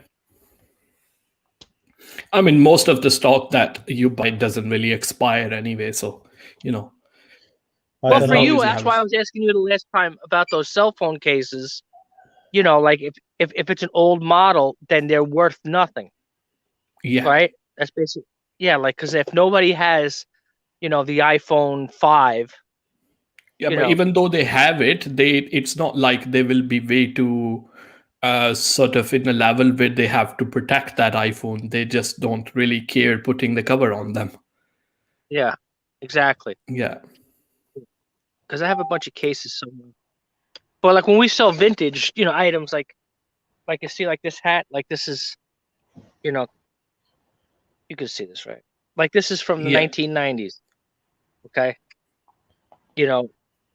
Like this is like an old style hat, right? So it's not going to go bad. It's not going to go old because people want it for that. They want it for the nostalgia, That Yeah. Charlotte Hornets. What does that say on it? The name, it's basketball. Are you familiar with basketball? Yeah. The Charlotte Hornets. I mean, I'm not familiar Charlotte. with the Okay. thing, but All right. Well, Charlotte is a city in North Carolina named after King Charles of England. And it's a basketball team. They play, basketball. Just to be clear, it is one of those things, but North Carolina is a state, and that you're talking about a city there now. Okay. Correct. Yeah, North Carolina. Actually, you're right. Carolina is the one named after Charles. Okay.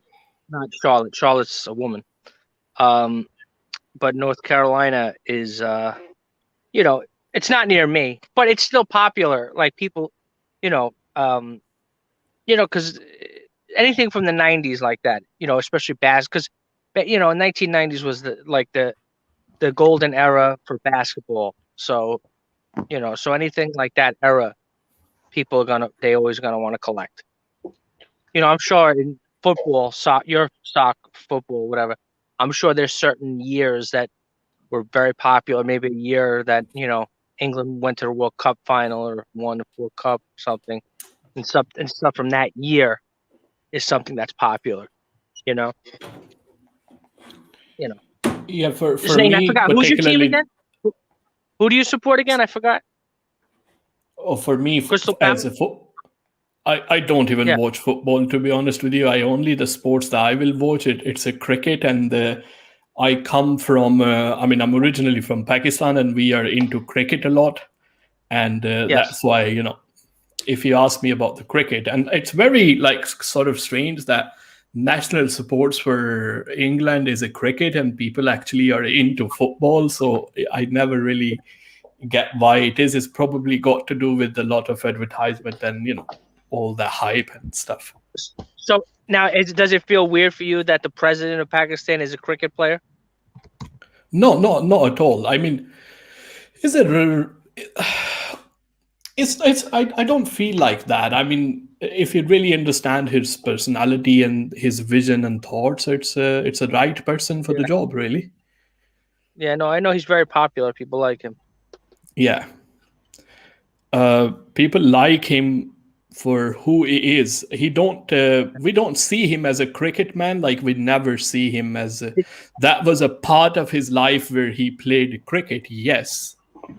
And, but we don't see that as his a professional career. He was at that time. But overall, we like his vision and the way he do things in his life, and that makes him unique. So we have a confidence in him that whatever he will put his mind and his time into it, he will make most out of that. Either it is a cricket, or it is a being a prime minister, or it is like whatever. Sure. Yeah. Phil, how you doing, buddy? Good evening, everybody. How is everybody today? I know Andrew is doing What's that very orange well thing with his behind? award. Quite drunk. Everyone says that. Which one? There's two. These, you mean? Yeah, right there. What is it? That's a bag of stock I take to work with me if I'm working away. That I rescued from Sainsbury's when I was unpacking a lot of fragile stuff. It's full of bubble wrap bags, very handy. Mm-hmm. And that is old stock I've taken off the listings because it's too heavy to take with me. It's dead stock. So where are you now? You're not in the hotel? I have had a notification from the government that I must self-isolate, so I am not allowed to go out the front door. Are you serious? Yeah, so I've been near someone with the lurgy. So just in case I have it, I'm not allowed to go anywhere. Now, where can you go? Nowhere. Literally nowhere. I'm not allowed past my front door. I'm not allowed. If I had a yard, I wouldn't be allowed in the yard. Oh my God! If I need food, I've got to order it or have it delivered. But like, what if Literally, somebody doesn't like? So it's just weird. Like, what if you don't have the money for that or something? You know, like. You can get benefit payment for it, and you can claim sick pay. Although you're technically not sick, they have allowed for the pandemic that you can claim sick pay, all of £19 a day. But I've just taken a holiday, so I'll take a holiday. I haven't got the damn thing, or I don't think I've got the damn thing. I feel absolutely fine. But out of respect for anyone else, if I do have it, and I'm what's the word? Something. Where you got asymbiosis. No. Asymbiosis. Asymptomatic. Asymptomatic. Is not I could be riddled with it, but not suffer any symptoms, and I could go out and go, I'm fine, and breathe all over everybody, and they all get my lurgy. So I thought, wow. Also, it's £1,000 fine. So if I go out the front door and I'm stopped, I get £1,000 fine. Yeah, basically, he's a carrier, Bobby. He has to be ostracized from society as a result. What a shame. Yeah. Oh, by the way, that thrift store I just went to. I'm sorry. I don't mean to rub it in. I feel bad. I really do. I don't mean to break rules. No, you don't. Don't come here and lie to me. Andrew, you know me better than I know myself. I sold my first golden Wonder Woman 10 minutes ago. I've had them months. I've got 100. Well, I've got 99 left now. It's a coin or it's an action figure? It's an action figure. You know the latest Wonder Woman film? Was it WW84? Where I think. Yeah, I haven't seen it, but I know. What's she's got a costume at the end of it where she's got big gold wings and golden stuff, and she's pretty ruthless in there. Yeah. It's depicted like that, and it's a splendid figure, but no one seems to want it apart from this one person. Is it rare or is it a common item? Oh, it's the Lego real version looks slightly different, but the copy version that I have actually looks better, in my opinion. But I do. Well, actually, I know in coin selling you use the term scarce. Yes, but these you'd only use the term scarce if it was real Lego. I don't deal in the real Lego. I deal in stuff that will fit Lego absolutely perfectly and looks much nicer, and it's half the price. And I can source it. I can't. No one. You've got to be God if you want to source anything from Lego directly. I'll forget it. So I have to source my stuff from alternative suppliers. So, Mr. Andrew, you muted yourself. Answer to Stu. I just ordered 5 of each today. We have Andrew, I think, is muted himself, so we can't really hear him. Have I been on mute? Unbelievable. Yes. Okay, so I've got Lego. I've got Lego sourced from Lego directly because I am elite. I would imagine you are. I did say only godlike characters can do so. Basically, I bought it in the shop the Lego shop, and it was like half price. Yeah, that is like I own Apple as well because I have a shares in Apple, so that is one of those things I think you're saying. Very good shares to have, something. Very good shares to have. So yeah, technically you can say you own Apple then. So you bought from Lego even though it was from a store. Yeah. Yeah. I own China. I buy a lot from China. China. Oh, lovely star. Really good. Really good. I was doing the Donald Trump. I know how much you love Donald Trump, so that's why I was doing that. How he says China. Oh yeah, he's like. Oh, don't mention that nasty man. Yeah, that is like another conversation, really.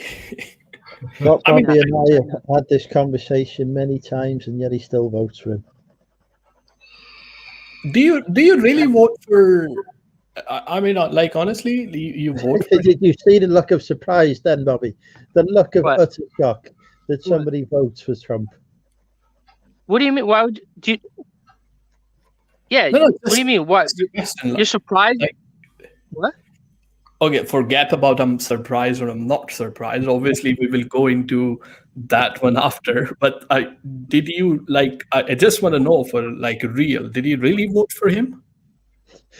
He can't. Well, you're making it contain sound his like intent- you do know that like, yeah, like it was like 51-49%. It's not like, yeah, like half the country voted for him. It wasn't like a blowout victory. Listen to me. Don't be Ben Shapiro here. Like, let's not talk about numbers. You know, Ben Shapiro. yeah, don't go into that kind of things. Facts don't care about feeling, and you just kind of Look, convince facts don't care about your feelings, Zane. your head a lot like an Indian man. No, it doesn't work like that. Come on. But Facts don't my care about question your is just forget the shock factor, forget that, and let me rephrase.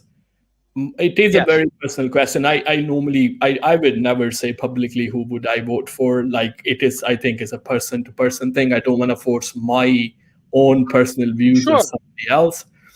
But the thing is, like, if you feel like you can say that, then go ahead. Did you vote for Donald Trump? Yeah, but I'll explain. I like the. Not yes, that obviously, but not that I need to explain. But Please I do explain. don't need feel to he's. explain. I You do. don't have to. I'm not. No, You no, can no. vote But for I whoever- just want people to, because I know you guys get everybody, not just you.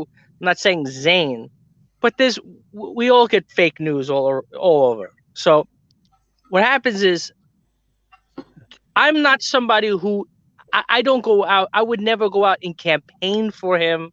Go out and wear his T-shirt, wear his hat. I'm not when I say I'm not his supporter. Like You're not a hardcore fan. You are not in Tifa. not a Let's say that. not a fan. What I'm saying is that I think he was better marginally than the man who won, because the man who won has mental illness. So marginally, do you know what I mean by marginally? Like, Well, some might say every human being have some sort of mental illness. It's not something that yes, you can. but you're right. No, that Yeah. of course. I I'm would not say if you shaming- go down that route. Listen, Zane, I'm not Yeah. shaming people who have mental illness, obviously. Okay, I've had my own issues and I understand. But people who have borderline dementia should not be running the country. That is the concern. It's not that doesn't make you a bad person, doesn't make you, but at some point in your life, you should hang it up. And it's not good if you're running the country and you don't know what state you're in. You don't know he goes to cities. He doesn't even know, the man doesn't know where he is. He can't Well, that's answer okay. questions. Okay. That's a concern of mine. Listen, you can go online and watch. I'm not talking about one video, 2 videos, 3 videos. I'm talking about like hours and hours and hours of the man not knowing where he is and answering questions illogically. Like, I don't mean like, oh, he's wrong because he has a different opinion. Okay, I feel let's bad. talk- I feel bad for the man. Like, he should not. A man in his position he should not be there. Do you follow what I'm saying? Yeah. Okay. So let's talk about logic. I mean, what the logic Donald Trump had when he said, "Well, we had to test it out. We have to injecting the bleach inside the body for curing these kind of things." Well, first of all, is- here's the thing. Is Now, here's that the a thing. I'm logical not his lawyer. answer? I'm not his lawyer, and I'm not gonna act like as I'm not. But he never said any of that. That's a lie. So you're getting false Fake lie. news. I've watched the press conference live, so you can't explain to me. So do I. So then you're a liar. Then I mean, if you're Yeah, saying that, then you're lying. He never said that. Okay. So can we like move on to not Donald Trump? Fine. I didn't bring it up. We need. I did, maybe. China. Okay. We need to discuss more controversial subjects like Boris Johnson. All right. A man with excellent hair. Bojo gave me an award today, Bobby. Oh, this is a real award. Okay. Yeah. Now, where is this? Is it a virtual award? Yes, we're not allowed to see people in person. But well, if maybe we got it in the mail. I am now an award winner due to my efforts on saving the nation / world, mostly the nation. Yes. And yet, do you know how many super chats I've had today? None. Not one. Not one of the people, any people whose lives I've saved have expressed their gratitude via the medium of super chat. Unbelievable. Good. Yeah, but what I mean, I haven't really understood what that award is for. Like, what did you achieve? Well, that's a very good question. Unfortunately, I'm not allowed to discuss it in public on YouTube. Why would people send the money publicly then? They don't know what they are paying for then. Like, what is the appreciation? No. Don't be like, people should give money regardless of, this is what like life's all about. We just willingly give our money to massive corporations with no idea what we're buying. I studied economics, and the flow of money. Sometimes they make us feel like we are paying something and buying something useful. At least they manage to do that. Oh yeah, no, you're not buying anything useful here. Let's not, there's no usefulness being bought here. Let's not mislead people. I am not letting Boris cut my hair. It is indeed a double header weekend. Bojo has cute hair. What about my hair? Is my hair cute? I have not won the 25-meter swimming badge. I failed my 5-meter swimming badge. It took me 5 years to do my 10-meter. I won a Mars bar. I thought you won a Mars bar? It took me 5 years when I was at school to learn to swim. Everyone either could swim or learned to swim within weeks. I took 5 years to swim the width of the swimming pool, and the teacher in charge of my year group said, I will get you a Mars bar if you've managed to swim the width of that pool. 2 weeks before the end of term, I did it. And he did give me a Mars bar. But I've never been back in the water since. Dangerous wet stuff. No. I successfully drowned before. I tried for all 5 years. That's basically all I was doing, crawling along the bottom. You successfully drowned? Yes. Well, he looks like he has. If you're going to do something, Bobby, you got to do it properly. That's all I'm saying.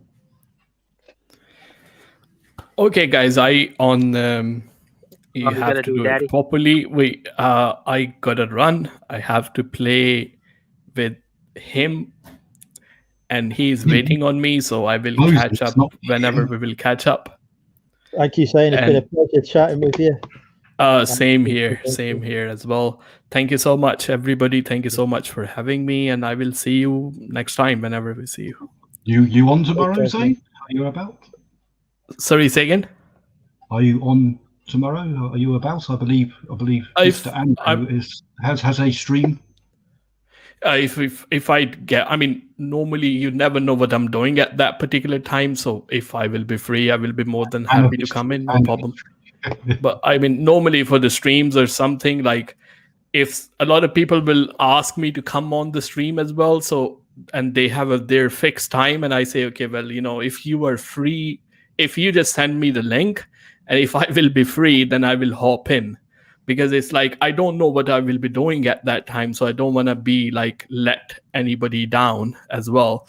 So don't make it about me. Don't put me in a thumbnail and say Zan will be coming on or something, because Zan might not be coming on at that time. But I might be coming on when you don't expect me. So, it really comes down to what I'm doing at that particular time. So I Yeah, don't so want to he's like really, a you know, Oh no, Andrew! Surprise guest tomorrow night. surprise thing. So So that's that it. It was is. a long Yeah. way of Zane saying maybe. Sorry, say again. So Zane is saying he might be on, Phil. He might not be. You have to see how it is. Yeah, no, some people might get this feeling that I don't want to. That's not the thing. No. I Don't might worry. not be able to. That's the way I will put at it.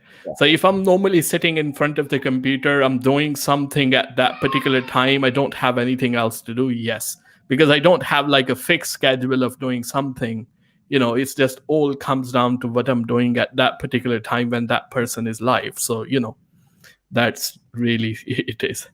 So that's why, like, anybody who will approach me, and a lot of people might be here as well, and I just always have this reply, like, kind of I have typed already, and I say, don't make it about me, don't put me in a thumbnail or anything. Once he go live, just send me the link, and if I will be free at that time, I will come in. And that's the same thing I do for my channel as well. I'm so gonna put you in a thumbnail tomorrow. Now you realize this, man. This is like I might not come, you know. That's the thing. We're gonna put drinking with Zane tomorrow. Surprise giveaway. Zane is gonna come on. You heard it here, folks. It's in the thumbnail. I mean, when I join a stream, I normally join it because I like having a conversation with that particular person, an open conversation. Not because I want the people to come to my channel. I don't even feel like hardly mention your channel. That comes up in a conversation. There are many groups on the Facebook and stuff like this, and I've been on making a video on eBay for like a year now, and I hardly probably posted one or two over to the social media in some kind of group or something, because I want to be really, really in the way that if the other person have that group, I want them to promote their content. I know people don't mind. Like, if I send a link for something in Andrew group, he always gonna approve it and gonna put it to public. But I personally feel bad. And I say, if the people watch my videos, they watch it because of me, not because Andrew tell them to go and watch. That's how I feel about it. No disrespect to him, because then the people will be into me who will watch my content. I don't want to go in the path of which I haven't done something. I don't want people to recommend me and tell me, okay, go ahead and watch those type of content, because even though he will tell them, yes, they will go and take a peek and have a look at one time, but they will not stick if they don't like my personality. So people want to come for me, and they find me in a search or something. And so far, it's been doing good. So I have no complaint about it. So that's why I never really put my video, okay, I'm publishing this, even on inside my own groups as well. Like, I never have. Even on my page as well, never ever have. I just want a YouTube to do the job for me, it is doing well so far. And I don't feel, if I'm thinking like, I don't even ask much, okay, subscribe to this and subscribe to that. Okay, if somebody feels like, yes, they go ahead and do that, but it's not really some sort of obligation. So that's why I don't want to be in a thumbnail, because I might not show up. I don't like self-publicity kind of things. And, you know, a lot of, and I mean, honestly, no offense to everyone. Like, seriously, here's something I always think about, and it might offend some people, but I'm just going to say it, because the reason I coming on Andrew channel, because he's a very open to having a conversation, which without no filter. No, I mean, I really respect that. And he take those things in a mature way as well. Sometime when you go live, you will see other people who will have a similar type of YouTube channel coming into your chat, just saying hi audience, and saying, I'm here as well. I get this feeling, like, honestly, I might be wrong. I have this YouTube channel as well. Like, hi chat, hi this or hi that. But the sole purpose behind it is going to be, okay, I exist too. That's only the existence for those people. You know what I mean? If I'm going into somebody's chat or something like that, I will actually listening to their conversation, and I will make a comment about that particular thing. And even though I'm listening to that conversation, unless I don't have anything useful to say, I'm not there for self-publicity, like honestly. I don't that. And I think even for the YouTube side of business, it's not a good thing as well. People don't go and leave the person chat and subscribe to other people's channel. We have a data and analytics which strongly back up those things as well. Where will be the people who collaborate with the bigger channel doesn't even move the needle for their own channel as well. So if I'm there, I am there because I like having a conversation, not to move a needle for my channel, because according to the data, according to analytics, it doesn't happen. It doesn't even move a needle. Like seriously. I mean, I can give you one example here. Nick have a channel, about 50,000, 55,000 subscriber. His own wife, Andrea, recently started a channel. And do you think all those 50,000 people gonna go and subscribe to her channel as well? It's not gonna happen. Trust me. She have to grow on his own. That's how these things work. So I'm very aware of that because I have this whole background and I'm very much interested in those kind of things. So why would I be trying for even those things and make myself look cheap and small? No, I'm not gonna do that. No way. It's way too selfish. Seriously, it is. And I'm sorry if somebody got offended with it, but that's the way the things work. I only asked if you're coming on tomorrow. Yeah. No, just, I mean... Yes, would have done or no. No, it's just something like, yeah, a lot of people ask me to come on and I just have to, just say, okay, well, I'm sorry. And then they're going to say, okay, you was there for that much amount of time. Then, I really wanted people to understand I'm not there just to I'm just enjoying having a conversation with those person, and then I'm free at that particular time, and then if they don't, it's not like now I'm telling Andrew I have to go and then I'm just leaving. It's a casual conversation. I got to do the things on my own terms, and that's what the way he always appreciate, and I like that, and it fits in my schedule. Why not? I just turn up too. Say again? I just turn up as well. I don't like to schedule stuff because life gets in the way, doesn't it? Yeah. Things happen, so it's difficult to commit sometimes to stuff. Exactly. That's the thing. That's the commitment I don't want for that particular thing. So if I am enjoying it, because I know it's not going to move any needle for me, so it's not going to do anything to me. So it's not really sort of good for me to make time for those things as well. Just, enjoy the conversation while you were there. No other commitment, get out. That's all it is for me. That's it really. Exactly. Yeah. Anyway, take care, guys. I gotta go, and sorry again for if I said something, but that's honestly the way I feel about it. I mean, I'm not gonna apologize for it as well. So I look forward to speaking to you again. Take care. Bye. Take care. Thank you, Zane. Right, Bobby, you've come back. It was like you disappeared. Yeah, my phone died. Well, you know what happened? I don't know. Sometimes it dies. Sometimes it just Have you got a charger for your charger? He's right now I have my other charger. Have you got a battery bank on the mains? Yeah, but the battery bank is now. So I have to charge up the battery bank. Bloody hell. Hey, look, these are first world problems, right? Isn't this a first world problem? That's what they say. I'll make it short and sweet. So I told you I used to work with a lot of guys from, Central America, very poor countries. And the one guy, he was always telling stories about how he grew up with no shoes and no this and no that. Anyway, so one day, this is say 10 years ago, on his phone, he was showing all the guys in the kitchen how great it was that he could get porno videos on his phone, right? And he was showing off. So anyway, he was showing off to his friends in the kitchen, right? So let me make it short and sweet. So then the video, he's watching a video, right? And the video starts buffering, it freezes up. So he starts cursing at the phone in Spanish. So I told him, I said, hey, buddy, take it easy. He's like, what do you mean?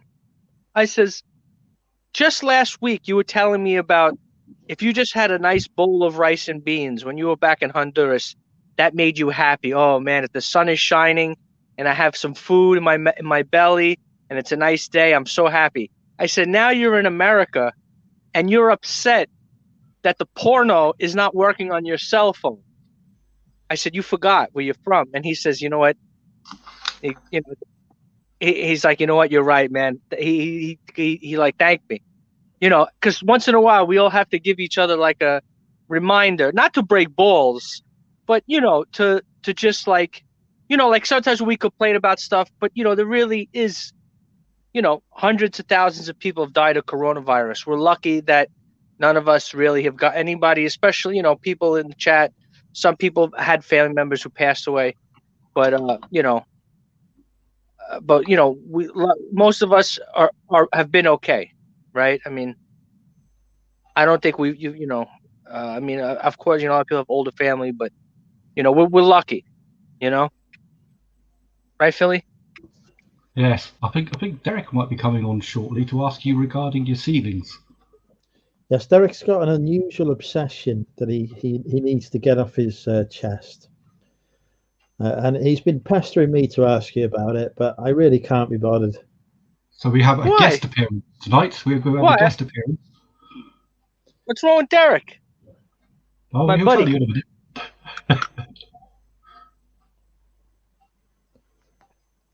I believe he is just setting up his computer. Yeah. Bobby, do you have managed payments in the States on eBay? Did they roll that out some time ago? It has been rolled out probably about a year. I don't have it yet, me personally, because I wasn't forced yet. I've been kind of waiting till. I know some people, they force you to have it, but it says by the end of the year, I believe. I've been kind of delaying it. But now my question is to you, Phil. I know in America at least, certain coins. I think we might have had this conversation already. Remind me. Possibly. Certain coins you cannot list, or is it bullion you cannot list? It's recently changed in the. I think because managed payment system is run by a United States company, they have laws or guidelines or something, which means there's certain things you're not allowed to buy, like adult material. There's certain they have a list on their help page, but coins, bullion, coins notes, was one of them. Yeah, coins, bullion, notes were all part of that. However, within the last couple of weeks, they put out a news feed to say that coins, bullions, and notes will be allowed to be sold by business sellers on managed payment. You're allowed to sell them if you're not on managed payment because it's through PayPal. Yes. And PayPal don't care. You can sell whatever the hell you like. But it's like a bank, isn't it? So, but whatever, eBay don't say who they are using. I don't know whether it's in-house or whether it's been sourced out, how they're managing the payments. But whoever it is wouldn't allow certain listings to be sold via managed payments. You still can't. But now you're going to be. The point is, you now, as of now, you're able to, or they're making it 24th. I think they said it was. So yesterday you could. Okay. You could. All right. So it's been remedied. That's all I was concerned. So it's been it's been addressed. The only difference. I'll tell you what, Bobby. Every time a question gets asked here, it takes ages to answer it. Like nobody does yes or no answers anymore, do they? No, I was just. No, it's not a concise. I was just curious about that because I know you do sell coins, and that's my concern. I think the thing is, there is so much listed on eBay, and I thought they were sort of like biased for some reason, but it's not. It's because of whoever's running their payment service now. Yeah. They don't allow. It's like adult material. They don't make it. I mean, obviously, when you say adult material, you might be thinking sex toys, pornography, whatever. Yeah. But also by adult, the way they worded it, do they mean anything that's 18 plus, like video games?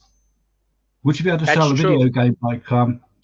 I can't remember what the name of the game is. I'm not a gamer, but that one where you Grand go around Theft Auto. That's Grand Theft Auto. Yeah, where you run and before you say anything, you want to let before you say anything. There's actually politicians now in America that are trying to ban Grand Theft Auto video games. To ban it. In England, I think I read a news feed somewhere. They're trying again. It's never going to happen. In Yeah. the same way as although smoking is bad for you, and I've given up smoking. Hang on, gentlemen. Tap Doctor is about to join us. Here he is. Here we are. Here is Deceiving Inquisitor. I heard somebody. Go, Gareth, go. Heard somebody say something about banning my game. What's this? Yes, Graham. Look at that red face. We were discussing managed payments. Does adult stuff include anything that's 18 plus? No idea. Now, Derek, is it the screen? Is your hair red or is it blonde, or is that the screen? Copper. Copper? Derek's what we call an angry blonde. Yeah, I've got red hair, but it's not like fiery red. It's quite a fair red. I think it is anyway. Probably going grey. But I've got a new webcam, and it seems to have made it really, really wide. So is Mike. Can you see the? I don't know which way Mike's on. See more tap now. Can you see the curve on the screen? It's got a wide angle on it. Which right. Yeah, it must be that, I guess. But I've been told. I think I was on a video call with my sister yesterday, and apparently the quality of the camera is so good. She was reading the writing on the bottles by my sink. I don't know if it's. I don't think it'll show up so much on here because it's 720p on StreamYard, isn't it? But this is capable of 2K. Now, Phil, here's a technical question because I know you're English. I know you're a master of the English language. When people say tat, when people say the word tat, yeah, does it mean literally stock or just junk? It's a literal combination of it. Tat means below premium goods. So I've got some tat. It means I have stuff to sell. It's not the best stuff, but so it's like it's all better right. than stuff. So sellable colloquially. Stuff. Yeah, resellers use it colloquially. So TAT stands for this and that. Merchandise. It means this. TAT stands for this and that, but for fuck's sake. Does it? Really? Every freaking time he asks the question, he dies. He needs a better phone. He needs to. Or a laptop. Who doesn't have a laptop in their headquarters? Goodness. Can't he use his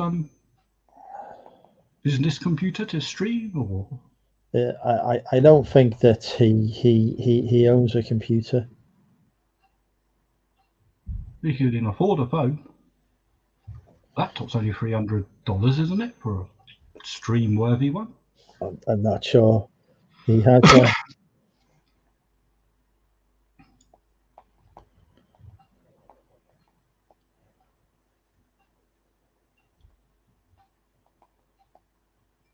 Did you find out what all the noise was earlier, Andrew?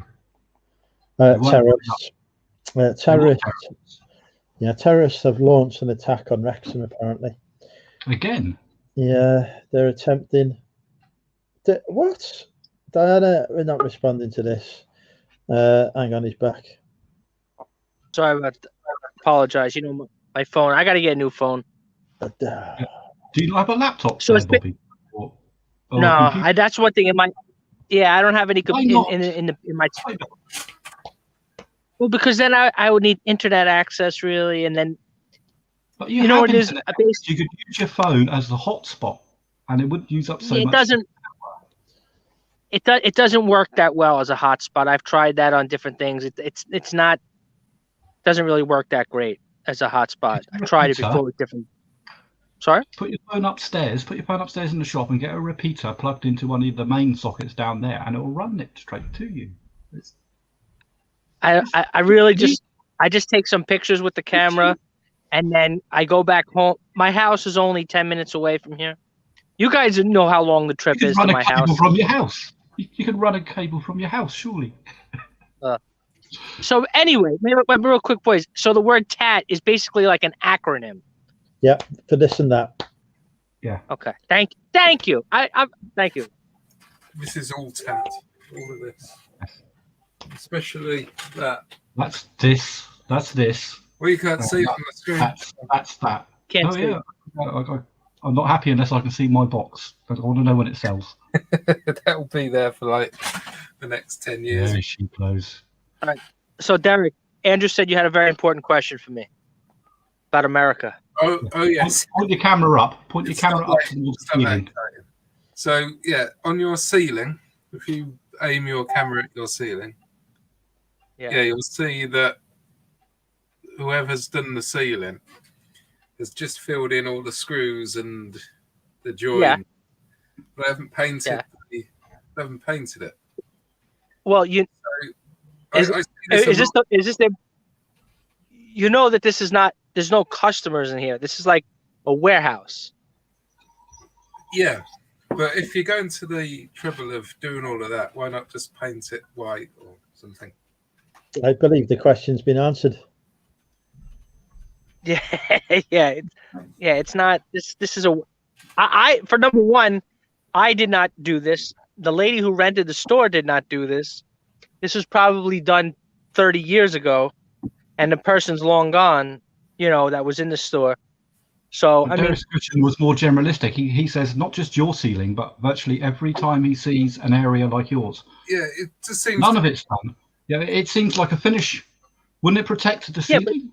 Even not for aesthetic. yeah, but protected from what? It's Well, sheetrock. There might be a burst pipe upstairs or something, or I makes see it look nice. I see it more. Better In, lighting. seems to be more in America. They leave it. In the UK, they tend to just quickly put some white paint on it. Even Yeah, in a but like corporate here, space. Scree it or Say, something, don't they? like here, we're like in here. The store is open right now, right?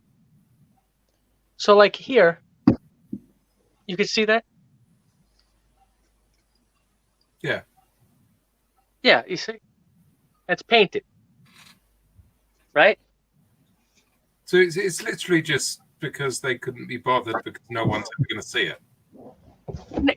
Yeah, but you make it sound like oh, it's just a matter of laziness, or like, oh, they couldn't be bothered, like But it's- Yeah, it's exactly.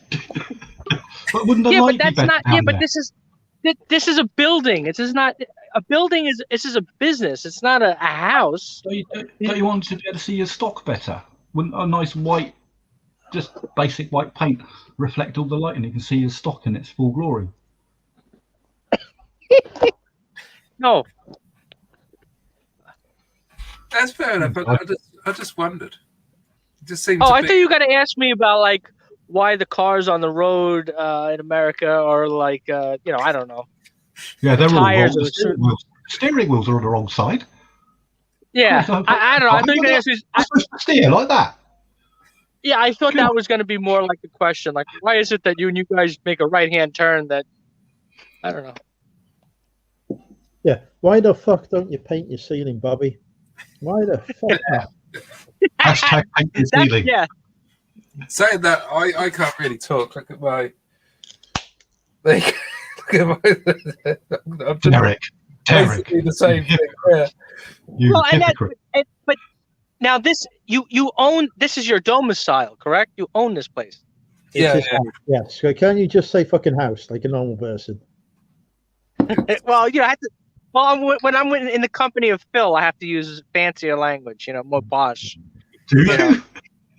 But this is my So- office space. But then I know I haven't done it there, but that's because I haven't finished that area of the house yet. Before he continues, Bobby, ask him when he did the work there. How many years ago it was? Yeah, I know, but I filled it with a load of crap since. And now the Yeah, how long ago was finish it? it, A year ago? Go longer. 2 years? longer than that. 3? 5? I did this bit about 3 years ago. Derek, So then when why are you people breaking pray my? to God- But you own that, and that's your house, and you own it, and you're breaking my balls about my ceiling. I don't own this place. Derek, when people pray to God and they say, God, why have we got climate warming and stuff like this? Does God reply, I haven't finished yet? Probably. The issue I've got now with this particular area is that I filled it with stock, so I've got shelving and all that. So to finish it off now, I've got to take all of it out, put it somewhere, And So then Too much work. before you put the shells in there, what stopped you from finishing off the painting, Derek? Yeah. Why why did you just couldn't be bothered with it? it's because I had all the rest of the house to do. Oh, okay. Yeah, because it's time. Because here's a lesson in economics. Goodness gracious. Ugh. Time deduction. That's my landlord's problem, not mine. If I've got the whole house, to Time, do, yeah, it's time. time, and resources are both scarce. So Yeah. Red. you have to allocate your time There's to probably- where it's more efficient. Yeah, Like how we're properly allocating our time when we could be working with, shooting the shit. Bobby, I'm going to have to correct you. It's not scarce. Time and resources are there. Just because you don't have them doesn't make them scarce. They are there. You Well, just, no, resources are no. You said you studied economics. No. No, resources are always scarce. That's the definition of economics. This is going to be In Trump. economics. But I'm not saying the T word. time is the same for everybody, apart from if you're moving in a time reference that is closer to the Okay. speed of light. You're right. No, you're right. Time is Technically time. speaking, time is not a. It's an You're correct. allocation That is correct. issue. It's an allocation issue. You may not have enough time to go around, but it's not scarce. No, you're right. I'm not arguing. No, Oh, yeah. Now I would. Does anybody want to guess the Etsy price? Oh, I just had a sale, but go on. £2.49. Right. What have you sold first off? Let me just cover it up because. Just read it out. Read out the He's I back. can't, I can't show you the price because then you'll know what it sold for. Here we go. Right.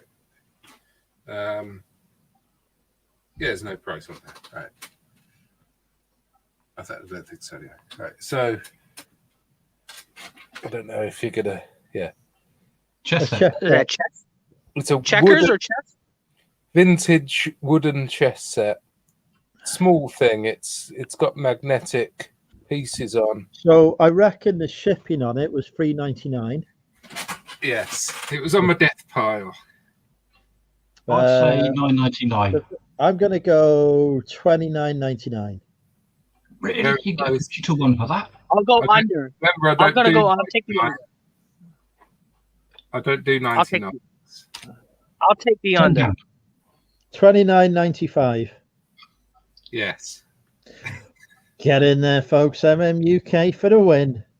That's why On the rewarding. nose. On the Sorry? nose. On the nose. Yeah, plus shipping. £3.75 shipping. And that's No. Etsy as well, so less fees than eBay. So Is Wait, that because wait. of that new TV £3. series? Wait. £3.75 to go to Italy. You said? No, it was on Etsy. So £3. Oh, on Etsy. Yeah. I thought you were saying Italy. I was like, going to Italy. I was like, there's no way you're gonna send Italy for £3. Yeah, Just so put the word vintage at the front of it. You can sell anything on Etsy. yeah, So- this was vintage. do we want to play guess the price with UK now? £2.49.